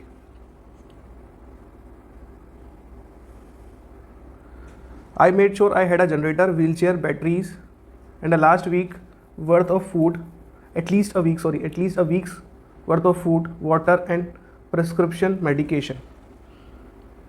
When I heard about the impending snow, so I emailed all of my caregivers to see who lived nearby and would be accessible। यानी कि इसमें emergency की बात आ रही है कि तो जो उसने लर्न किया था रेडी नाउ से कि बैकअप प्लान होना चाहिए in case of an emergency. A से स्टार्ट हो रहा है। When I heard about the impending storm, I emailed all of my caregivers to see who lived near by and would be accessible, तो A D. I made sure I had a generator, wheelchair battery and a at least a week of worth of food or water. उसने made sure किया कि उसके पास battery हो, wheel chair batteries हो, generator हो और एक हफ्ते का तो फूड और वाटर हो, मेडिकेशन हो। तो ए डी सी और बी, ये जो इंस्ट्रक्शन है according to Nicola was inspiring and confirmed her capacity to live effectively with a disability. मतलब ये बात है निकोला के बारे में कि इन सब से क्या समझ में आता है, लास्ट में उसने कैसे ख़त्म किया कि उसकी कैपेसिटी है कि वो इफेक्टिवली विद अ डिसेबिलिटी रह पा सकती है, उसके पास कैपेसिटी है। तो इसका आंसर हो जाएगा 1 ए डी सी बी। 43rd देखेंगे, anime is a style of animation popular in Japanese film. Anime जो है एक animation popular style of animation है जो जापानीज फिल्म में पॉपुलर है। तो ये एक स्टार्टिंग स्टेटमेंट हो सकता है। ऑप्शन में ए और डी दे रखा है। ऑप्शन में देखें ए, दो में दे रखा है बी देखते हैं, मॉडर्न एनिमी बिगिन इन 1956। तो ये स्टार्टिंग स्टेटमेंट तो नहीं है। At the turn of 21st century anime begin to attain wide international popularity, तो ये भी नहीं है। इंट्रोडक्शन एनिमी के बारे में ए में ही हुआ है, तो ए ही आएगा। ए के बाद कौन सा स्टेटमेंट आएगा ये देखते हैं। Much of the genre is aimed at children but anime films are sometimes marked by adult themes and subject matter. तो ए के बाद सी आएगा कि ए के बाद डी, एक बार आप जरूर सोचो। तो ए के बाद आएगा डी कि enemy is a style of animation popular और उसके जेनर में चिल्ड्रन को फोकस किया जाता है लेकिन समटाइम्स एडल्ट थीम्स हो जाती हैं उसमें। तो ए और डी, इस तरीके से ये हो जाएगा आंसर, है ना। उसके बाद क्या रखा, A D B, modern anime begin in 1956 for found lasting success in 1961। 1956 में स्टार्ट हुई थी मॉडर्न एनिमी और जो सक्सेस मिली उसको 1961 में मिली with the establishment of Mushi Productions. फिर at the turn of 21st century में anime begin to attain wide international popularity with the Pokemon television series. हम पोकेमॉन सबने देखा ही है, तो उससे वाइड पॉपुलैरिटी मिली। 44 देखें, another boy tried his luck and won a com. तो ये नहीं है स्टार्टिंग में, अनदर बॉय आ गया। An old man won a beautiful clock. The old man did not want the clock so the shopkeeper took it back and paid 15 rupees to the old man. तो old man के बारे में बात हो रही है। ओके, तो B statement से स्टार्ट हो गया कि ओल्ड मैन ने ब्यूटीफुल क्लॉक खरीदी, फिर अनदर ब्यूटीफुल क्लॉक जीती, वॉन, पहला स्टेटमेंट दोबारा, बी स्टेटमेंट दोबारा देखते हैं, वॉन करा लेकिन उसको क्लॉक चाहिए नहीं थी, did not want the clock, तो उसने शॉपकीपर ने उसको वापस ले लिया और उसको 15 रुपये दे दिए। अनदर क्या है, another boy tried his luck and won a comb, fountain pen, wrist watch and table lamp, one after the other in many chances that he played. तो अनदर बॉय ने क्या किया, ट्राई किया। तो बी के बाद ए आएगा, तो बी के बाद ए करके आंसर है 3। पढ़ लेते हैं, he sold all the items to the shopkeeper and went away happily. तो फिर शॉपकीपर को सब बेच के वो हैप्पीली बढ़ जाता है। Rashid also want to play and try his luck. फिर रशीद चाहता है कि मैं भी खेलूँ और अपना लक ट्राई करूँ। तो भैया encourage him, was not lucky but Rashid lucky नहीं था। When he tried his luck he won only cheap items like pencils and ink bottle and soon lost his all his money. तो लेकिन उसका luck नहीं चलता, वो अपना सारा पैसा लॉस कर देता है। ठीक है, तो बी ए डी सी हो गया इसका आंसर।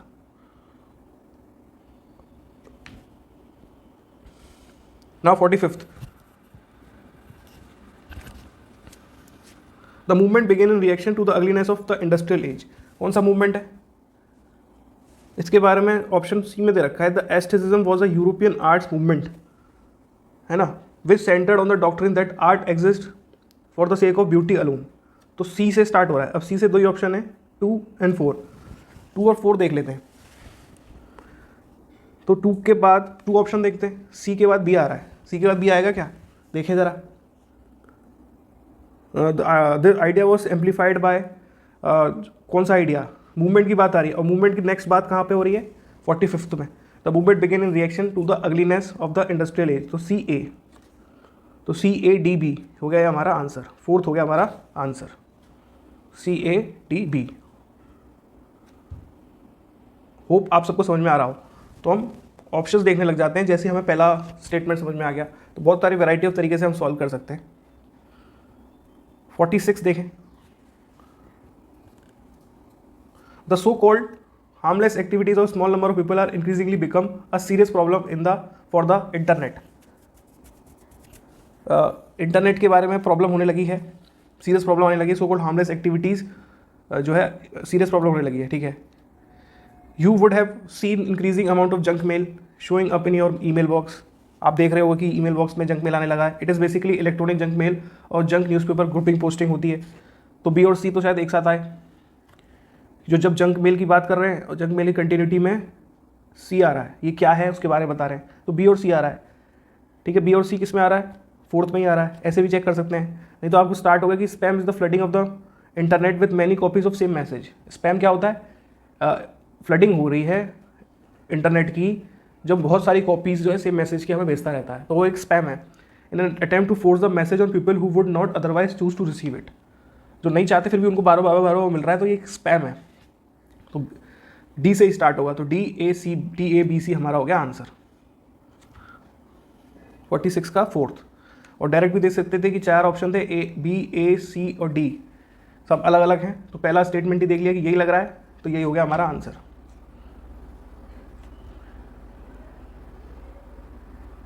और 47 देखेंगे, Olympic games have come to be regarded as the world's foremost sports competition. बन गया फॉरमोस्ट कॉम्पिटिशन। ओलंपिक गेम क्या है, एक एथलेटिक फेस्टिवल है that originated in Asian Greece and was revived in the late 19th century.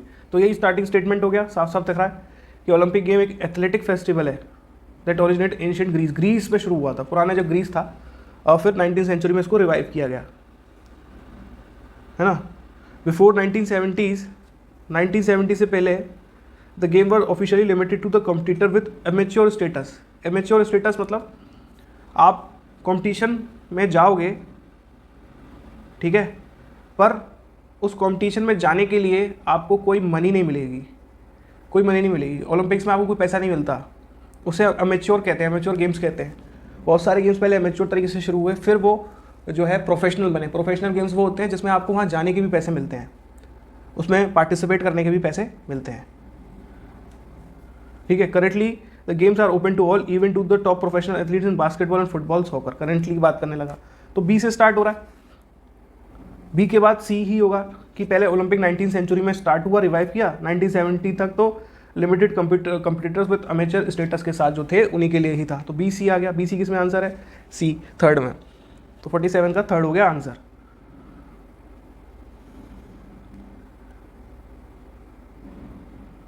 Forty 48 देखें,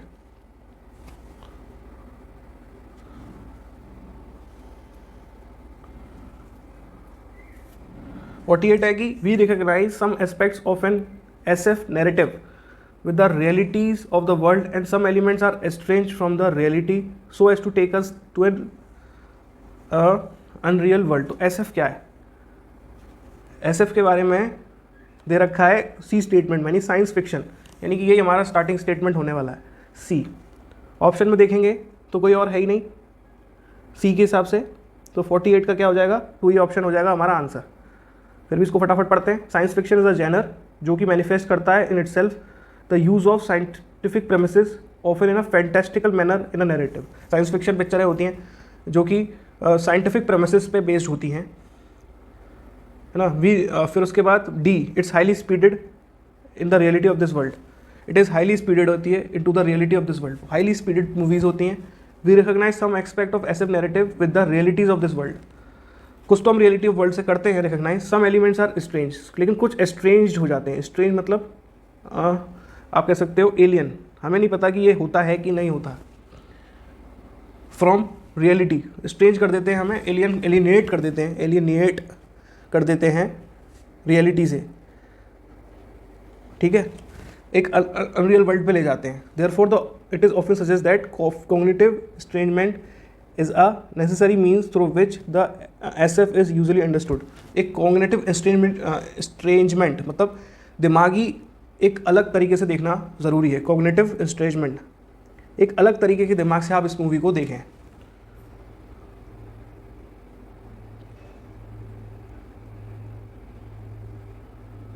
ठीक है, तो CDBA आंसर हो गया।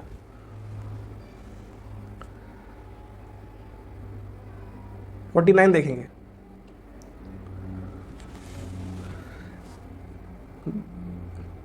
There is a general belief that these medicine heal element safely. कौन सी मेडिसिन है? डी में दे रखा है, herbal medicine are a new trend these days, तो डी ही होगा। दो ऑप्शन आप हमारे पास आ रहे हैं, तो डी ए भी है। ए के बाद there is a general belief that these medicine heals element safely, element safely कर लेती है, इनका बिलीफ है, तो डी ए भी हो गया। अब बी और सी देखते हैं।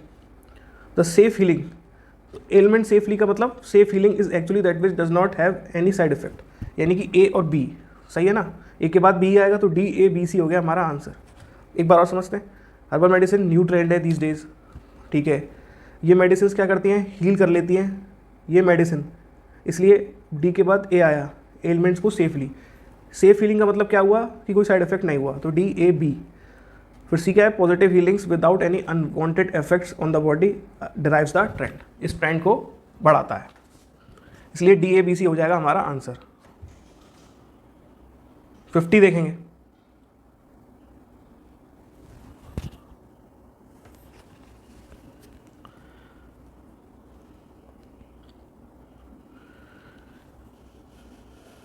फिफ्टी कह रहा है those verses are collectively known as the Bhagavad Gita.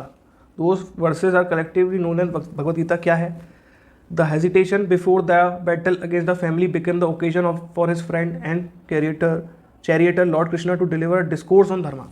तो धर्मा में डिस्कोर्स देते हैं कृष्णा, मतलब एक भाषण देते हैं एक तरीके से कह सकते हो।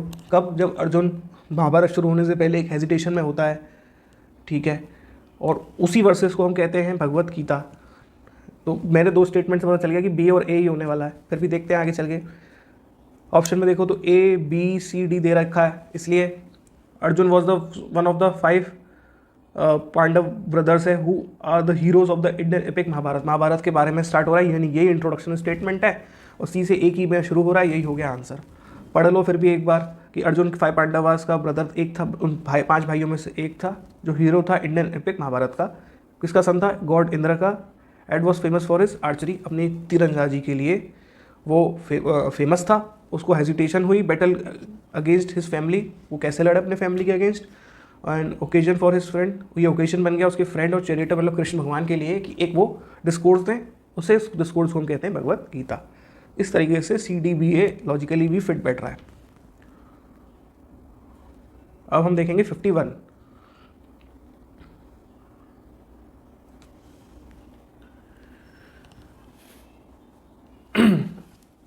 51 है कि I would attach as many as 4 of them to the cross piece.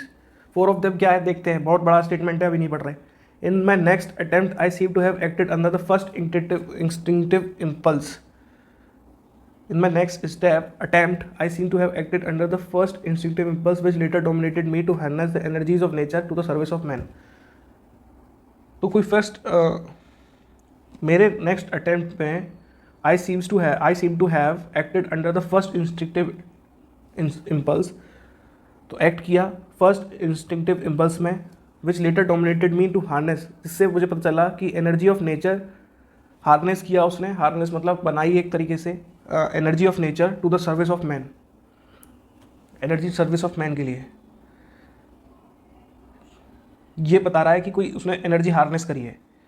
अब वो हार्नेस कैसे करी है आगे देखते हैं। These creatures were remarkably efficient for one they were started they had no sense to stop and continued whirling for hours and hotter it was the harder they worked. तो ये क्रिएचर्स के बारे में बात कर रहा था थर्ड स्टेटमेंट में।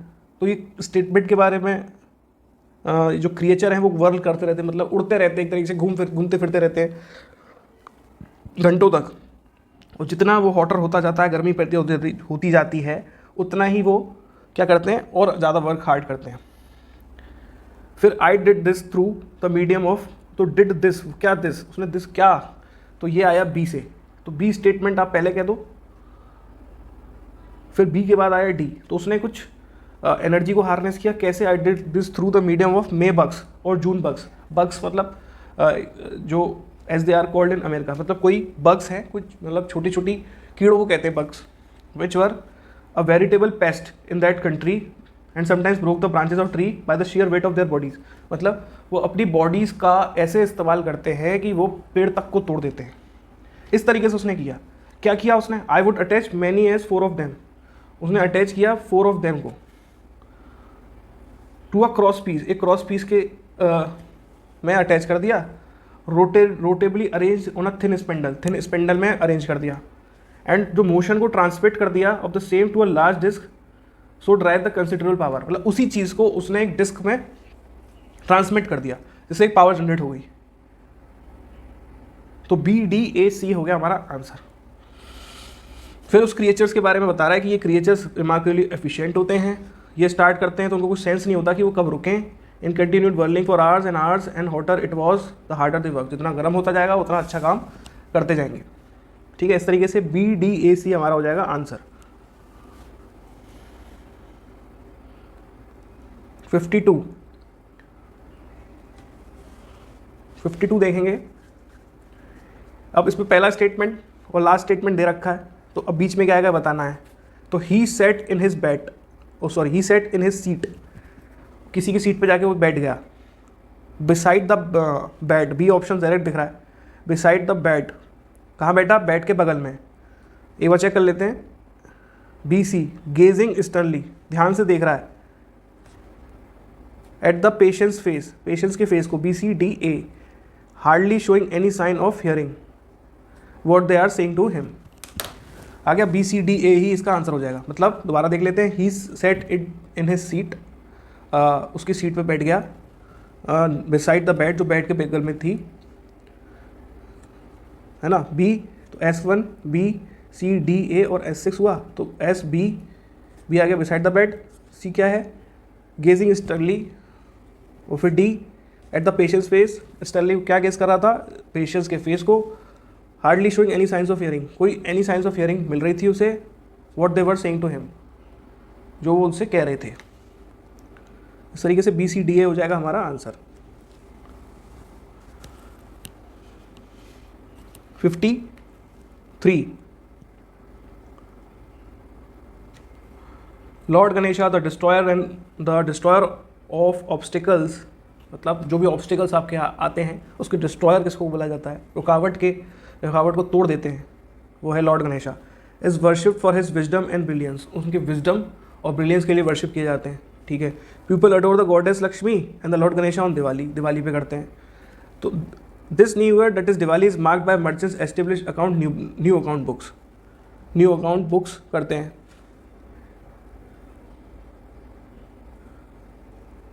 Goddess Lakshmi is also worshipped on a Diwali for the wealth is success. तो 53 का बताए क्या होगा? सिंपल है। People adore the goddess Lakshmi and lord Ganesha on Diwali, adore करते हैं। B, लॉर्ड गणेशा को करते हैं worshipped for his wisdom and brilliance के लिए। A, और goddess Lakshmi is also worshipped, also आ रहा है ना, इसीलिए A के बाद D आएगा। D पहले क्यों नहीं आया? मेन रीज़न ये है कि ऑल्सो दे रखा है, यानी कि पहले कोई और बात हो चुकी है वर्शिप की, तभी उसके बाद ऑल्सो आया है। तो लॉर्ड गणेशा पहले हो गए, फिर गॉडेस लक्ष्मी हो गई। तो BADC आंसर हो गया। तो इस तरीके से हमें कंटिन्यूटी देखनी है और क्या उनसे पेयर बनेंगे वो देखना है। 54 देखेंगे। Many species of bamboo flower once in a several year and then die. The stem itself is hollow and is connected to a network of rhizomes. Stem है किसी चीज़ की, देखते हैं। रूट्स ग्रो, तो D ही है। The bamboo is a variety of grass with a woody many jointed stem. तो D से स्टार्ट हो रहा है। A की आंसर है DBCA।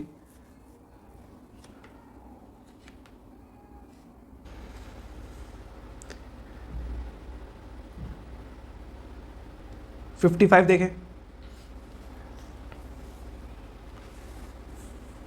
A स्टेटमेंट कह रहा है कि several times I have visited the narrow dirty streets with the where the poor live and I grow hot and indignant to think that good people should be content to live in fine houses, become strong and beautiful, while others are condemned to live in hideous, sunless tenements and grow ugly, withered and cringing. बहुत बड़ा statement है. तो ए, अब इसका starting statement देखते हैं. B देखें फिर. Dear little creatures, they crouch in my heart and haunt me with a constant sense of pain. The children who crowd these grimy alleys, half clad and underfed, shrink away from your outstretched hand as if from a blow. तो इसमें जो है ना starting statement ही देखना पड़ेगा. वो ये आएगा कि in this country one sees only nature's fair work, one souls is not saddened by the cruel struggle for mere existence that goes on in the crowded city. तो एक सिंपल स्टेटमेंट है, इतना पढ़ने की ज़रूरत ही नहीं है. The country one sees only the natures fair work. Nature के फेयर वर्क को देख रहे हैं बस, ये नहीं देख रहे किसी का सोल इसलिए दुखी नहीं हो रहा है कि क्रूअल स्ट्रगल जो है सिर्फ एग्जिस्टेंस के लिए बहुत सारे लोग कर रहे हैं. जो क्राउडेड सिटीज़ में जाके देखो आपको पता चलेगा.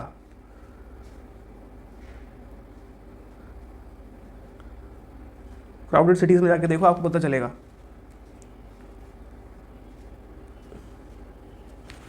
तो डी से ही स्टार्ट हो रहा है. तो डी हमारा स्टार्टिंग स्टेटमेंट सही है. फिर उसके बाद ए हो गया कि मैं सेवरल टाइम विजिट किया नैरो डर्टी सिटीज़ में, बहुत सारी चीज़ें देखी. तो इस तरीके से ये आंसर है. थोड़ा सा ट्रिकी था. 56 देखिए, एंड ऑल्सो से स्टार्ट हो रहा है. ए तो नहीं है. Companies do play an important role in modern society. तो बी एक स्टार्टिंग स्टेटमेंट हो सकता है. Because of their systematic relevance and impact on the policy, company must use their influence in ways that benefit the public good. फिर D देखें. some corporations have become so large that their activities and strategic decisions have a direct impact on government policy and citizens' life. तो यही है B और D. Companies do play an important role in modern society. कैसे इसको support कर रहा है? some corporations have become so large कि भाई उनकी डायरेक्ट इम्पैक्ट है. जो वो एक्टिविटी करते हैं, जो डिसीजन ले रहे हैं, वो गवर्नमेंट की पॉलिसी और सिटीजन्स की लाइफ में डायरेक्ट इम्पैक्ट कर रही है. तो बी डी सी ए ये हमारा आंसर हो जाएगा. 57 Louis was enthralled by the concept of a raise dot system.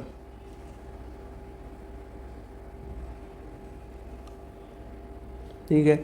He made up his mind to use the technique to represent an alphabetic code. तो raise dot system से क्या किया उसने? अपना माइंड मेकअप कर लिया और एक टेक्निक बना दी, alphabet code. Blind person could read large letter books that are bulky with the aid of this alphabet code. तो अल्फ़ाबेट कोड बी और सी तो आने वाला है एक साथ. और ये किस में आ रहा है? इसमें आ रहा है. तो ए बी सी डी हो गया हमारा आंसर, है ना. क्योंकि लुइस कोई रेज डॉट सिस्टम से एंथ्राल्ड हो गया था, बिल्कुल उसको बहुत अच्छा लगा था कि ये भी एक नया कॉन्सेप्ट सिस्टम है. तो फिर उसने क्या किया? एक अल्फ़ाबेट कोड बनाने का सोचा, जिससे कि अंधे लोगों को फ़ायदा मिला. Additionally he developed 6 dot technology which was at his finger tips. उसने 6 डॉट टेक्नोलॉजी भी बनाई एडिशनली. तो ABCD हो गया इसका answer. 58 through the development of technology. पढ़ें एक बार.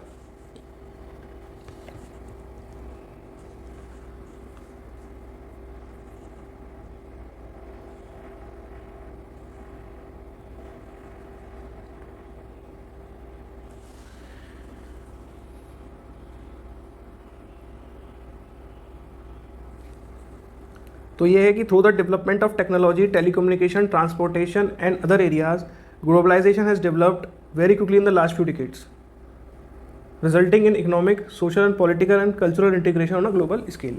ठीक है.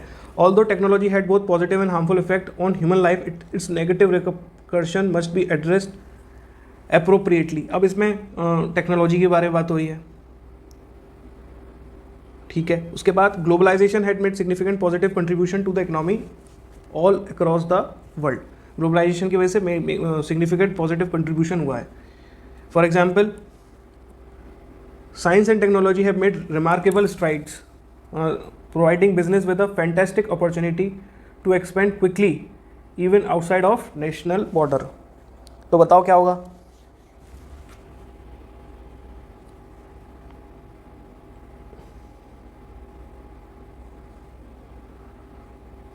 अब ये जो स्टेटमेंट है बी वाला, इसको देखो, although the technology had both positive has had both positive and harmful effect on human life, तो टेक्नोलॉजी की बात हो रही है डी में, तो डी और बी आने वाला है एक साथ,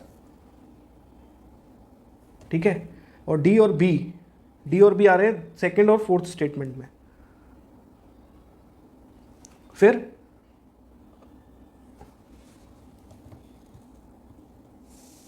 सेकेंड और फोर्थ स्टेटमेंट में, तो अब हम क्या करें कि अब ए सेकेंड स्टेटमेंट देखते हैं कि C globalisation had made significant positive contribution to the economy all over the world, ठीक है।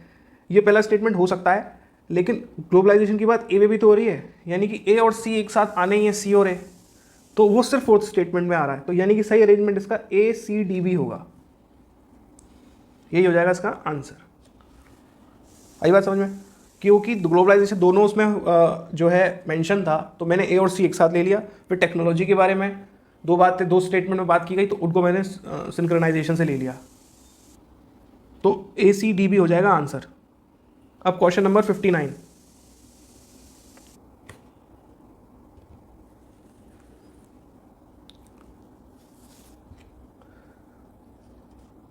Ashwagandha is an adaptogenic herb that has multiple benefits like improving the thyroid functioning and reducing blood sugar level। तो अश्वगंधा जो है adaptogenic herb है, यानी कि जो adapt कर सकती हो, शायद ये लिख रहा है, दैट हैज़ मल्टीपल बेनिफिट्स, उसके मल्टीपल बेनिफिट्स हैं, like improving the thyroid functioning, reducing blood sugar level, तो यही एक स्टार्टिंग स्टेटमेंट हो सकता है, ठीक है। फिर ये क्या करती है, it relaxes the nervous system and lower cholesterol, cortisol stress hormone को कम करती है, लेवल को ब्लड जो हार्मोन के लेवल होते हैं उसको कम करती है, स्ट्रेस हार्मोन के लेवल को, दस मेकिंग यू काम फील काम एंड रिलैक्स्ड ओवरऑल, आप रिलैक्स करते हो, ठीक है। तो ए के बाद आ गया सी, है ना, क्योंकि अश्वगंधा शुगर लेवल को कम करती है, थायराइड को भी कम करती है, ये नर्वस सिस्टम को कम करती है, रिलैक्स करती है नर्वस सिस्टम को, तो ए सी। फिर you can consume ashwagandha powder और अश्वगंधा कैप्सूल, लेकिन याद रखें कि डॉक्टर के कंसल्ट के बिना, स्पेशलिस्ट के साथ डोसेज और ड्यूरेशन को देख के करें, but remember to consult a specialist while deciding the dosage and duration of continue intake. तो ये सब जो है जब लेने का तरीका है और कितने समय पे लें, ये सब डॉक्टर से कंसल्ट कर लें। तो बिल्कुल सही बैठ रहा है, ए सी डी भी हमारा आंसर हो गया। 60 देखेंगे,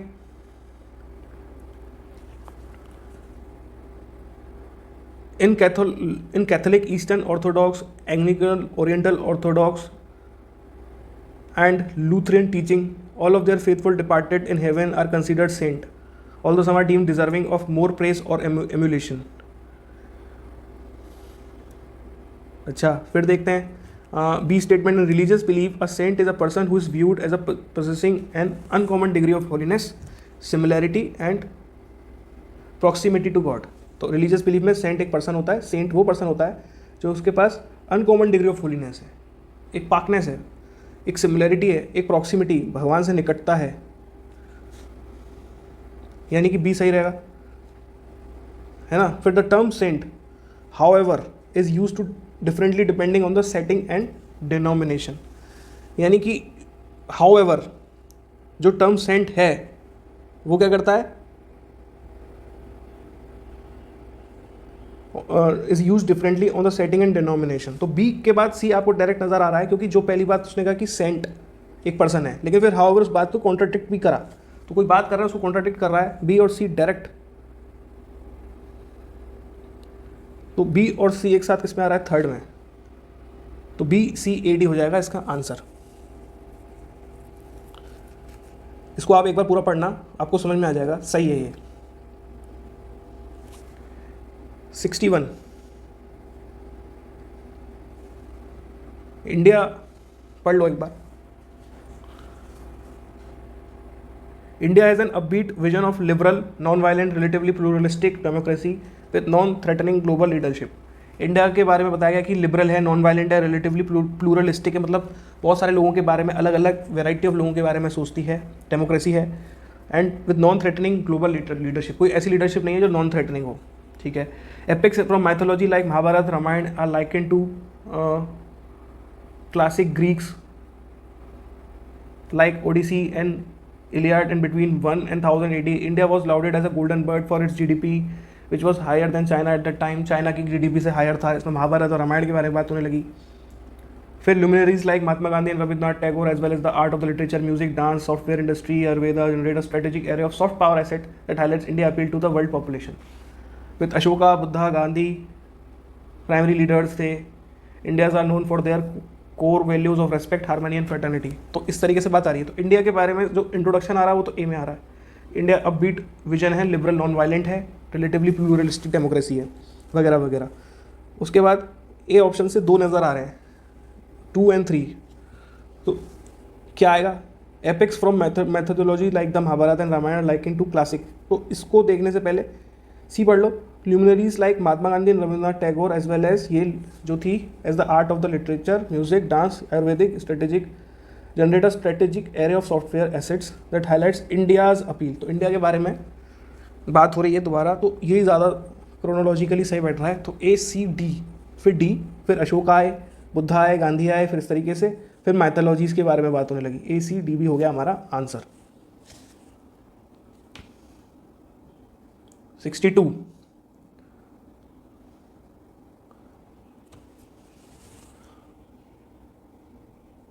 देखें.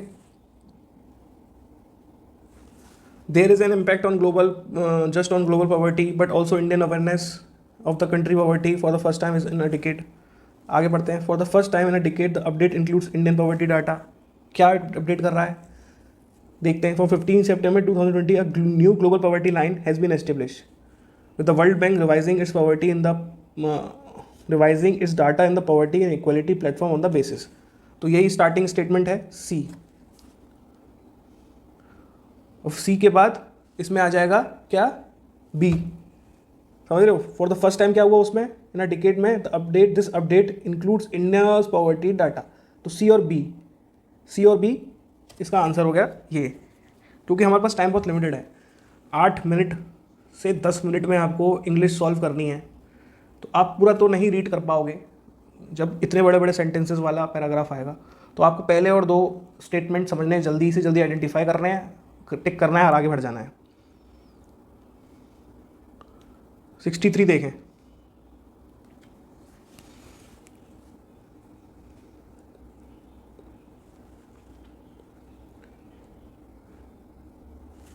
According to him, ₹75 lakhs has been spent to the gymnasium fully equipped with the state. Him पता नहीं. The Honorable Commissioner of Police inaugurated the gymnasium and swimming pool and appended the management for their effort in providing such an amenities to student. ठीक है. फिर a new indoor gymnasium and swimming pool was inaugurated at APJ International.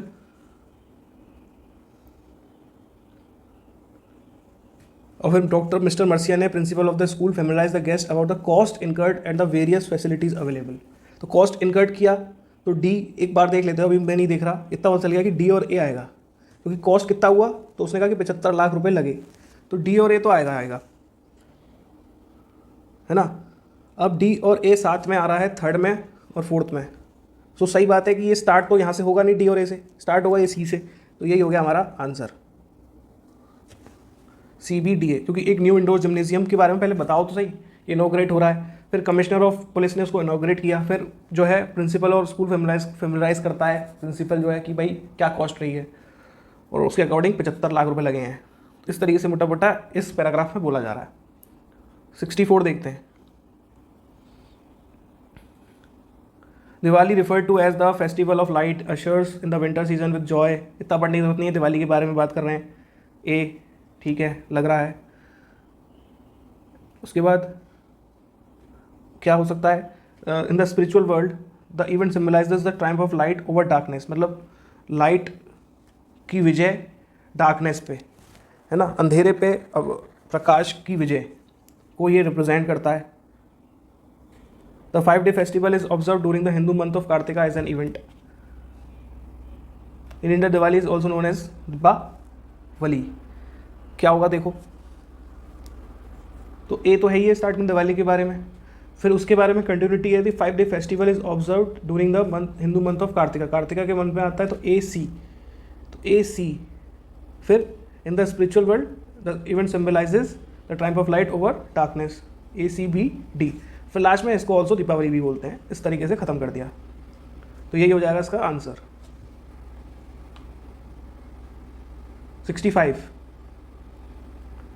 65 में पहला statement दे रखा है और आखिरी दे रखा है, आपको बताना है कि बीच में क्या आएगा।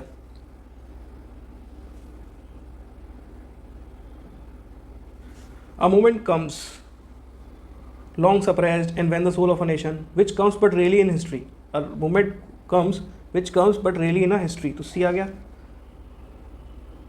rarely in a history। उसके बाद when we step out from the old to the new, when an age ends find utterance, तो C से दो हैं, 1 और D। अब बताओ क्या आएगा। in the history and when the soul of the nation, and the soul of the nation, क्या उनका स्टेटमेंट है, बी आएगा कि डी आएगा, बताओ।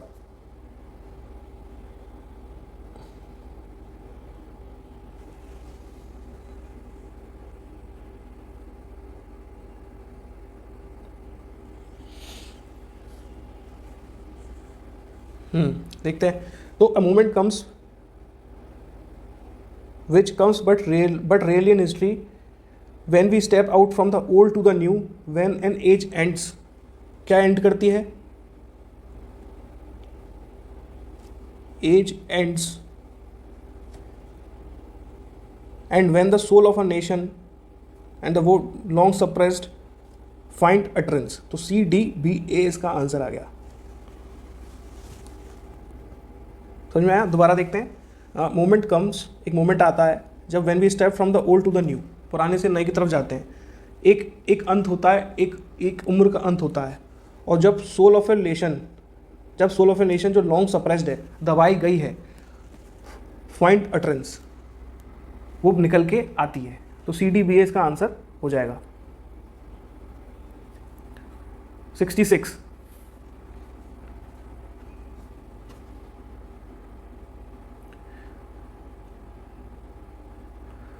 The 1995 the World Summit of Social Development has also emphasized the pivotal role of women in eradicating poverty and mending the social fabric।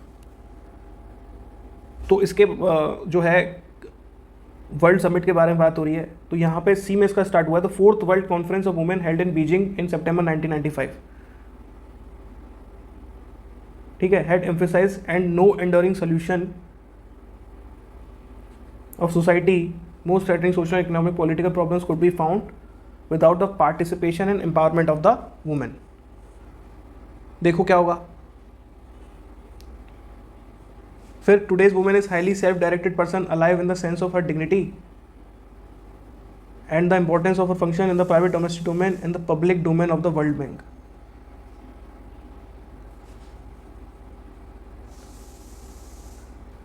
Women are rational in approach, careful in handling situation and want to do things as best as possible। तो मतलब basically women's के बारे में आ रहा है। तो start किया गया, today's women is a highly self directed person alive to the sense of her dignity and the importance of her function in the private domestic domain and the public domain of the world of work. तो D आ गया।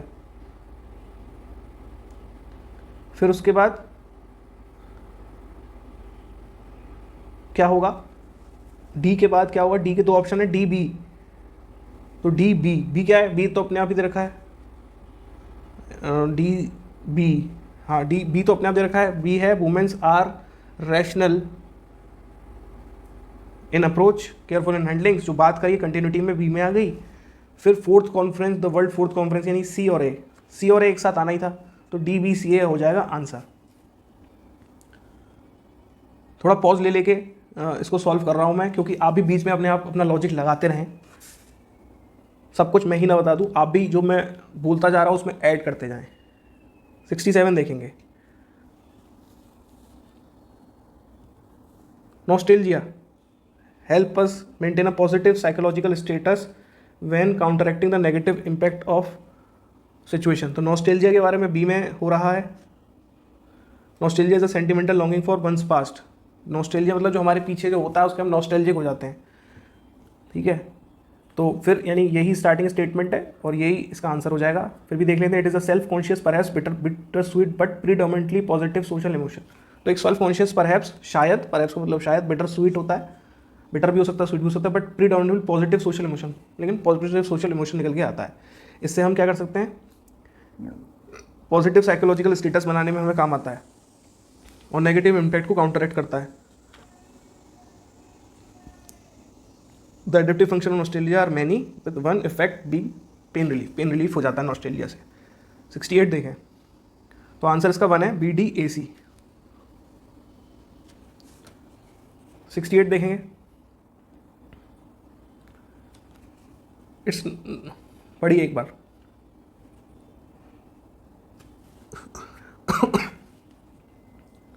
It is not a walker paradise, walker paradise तो start तो नहीं है। London is known as for its active face, frenzied movements, high decibels, dust kicked by the speeding vehicles. London के बारे में बोल रहे हैं तो बी हो गया।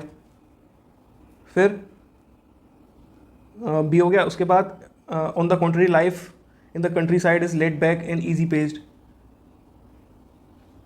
unless it is raining people set outside for walk. For these reasons Max never went out for a walk nor did anyone ask to accompany him. अच्छा, तो लंदन के बारे में कहा कि हेक्टिक फेस है, तो बी तो स्टार्ट हो गया, बी से एक ही ऑप्शन आ रहा है, यानी यही हो गया हमारा आंसर। फिर भी इसको समझ लेते हैं एक बार कि London is hectic face, frenzied movement, high decibels, dust kicked by the speedy vehicles, dust आ जाती है। फिर it is not a walker paradise, so walking is not a fashionable pastime here, walking नहीं होती वहाँ। For this reason max कभी नहीं गया वहाँ पे वॉक करने और किसी ने उसको बोला भी नहीं और कंपनी भी नहीं किया। On the country, country side में अच्छी है, लेट बैक है, इजी पेस्ड है। कंट्री साइड मतलब गांव का एरिया, उसके आसपास जो जगह होती है वहाँ अच्छी है। रेनिंग अनलेस जब तक वहाँ पे बारिश ना हो, वहाँ पे वॉक करते हैं लोग।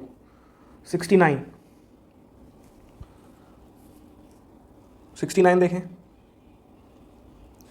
The government recent effort have concentrated on strengthening these ties. The textile industry in India is one of the country's oldest, stretching back several centuries. Textile industries के बारे में बात हो रही है, तो यही हमारा स्टेटमेंट है और एक ही ऑप्शन दे रखा है, तो 69 का 1 हो गया। इसको एक बार आप पढ़ लेना।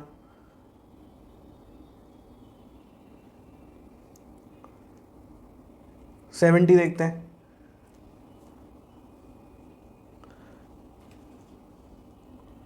The other half had been sued at least twice, तो अदर हाफ की बात कर रहे हैं, तो फर्स्ट हाफ क्या है देखते हैं। Recently the medical researchers Wendy Levinson recorded 100 of conversation between group of physicians and their patients. तो रिसेंटली एक मेडिकल रिसर्चर है लेविंसन, कुछ कन्वर्सेशन रिकॉर्ड कर दी हैं डॉक्टर्स की, तो यही स्टार्टिंग हो गया। The surgeons who had never been sued spend more than 3 minutes longer with each patient than those who had been sued did. तो कुछ बात कर रही हैं डेटा का, तो कह रहे हैं कि रफली, तो ये डी स्टेटमेंट देखो, रफली half of the doctor had never been sued, मतलब कभी नहीं हटाए गए। The other half has been sued at least twice, कुछ होते हैं कि कम से कम 2 बार उनको हटाया गया है, दूसरी जगह गए हैं। And Levinson found that just on the basis of those conversation she could find that clear difference between the 2 groups. तो उससे उनको एक डिफरेंस पता चलता है। पहली बात तो वही कि एक तो जो हटाए नहीं गए वो डी में दिखाया, ए में वो क्या है, वो जो हटाए गए हैं, तो फिर एक डिफरेंस निकल के आया। जो कभी सूट नहीं कर गए वो स्पेंड करते हैं more than 3 minutes longer with each patient than those who had been sued. तो जिनको हटाया जाता है वो 3 मिनट कम लगाते हैं, और जो नहीं हटाए गए आज तक वो 3 मिनट ज़्यादा लगाते हैं, इसलिए ही वो नहीं हटाए गए। तो इस छोटे से इम्पैक्ट से आप देखो क्या फ़र्क पड़ता है, और आंसर हो गया BDAC। 71 देखेंगे। 71 बताएं।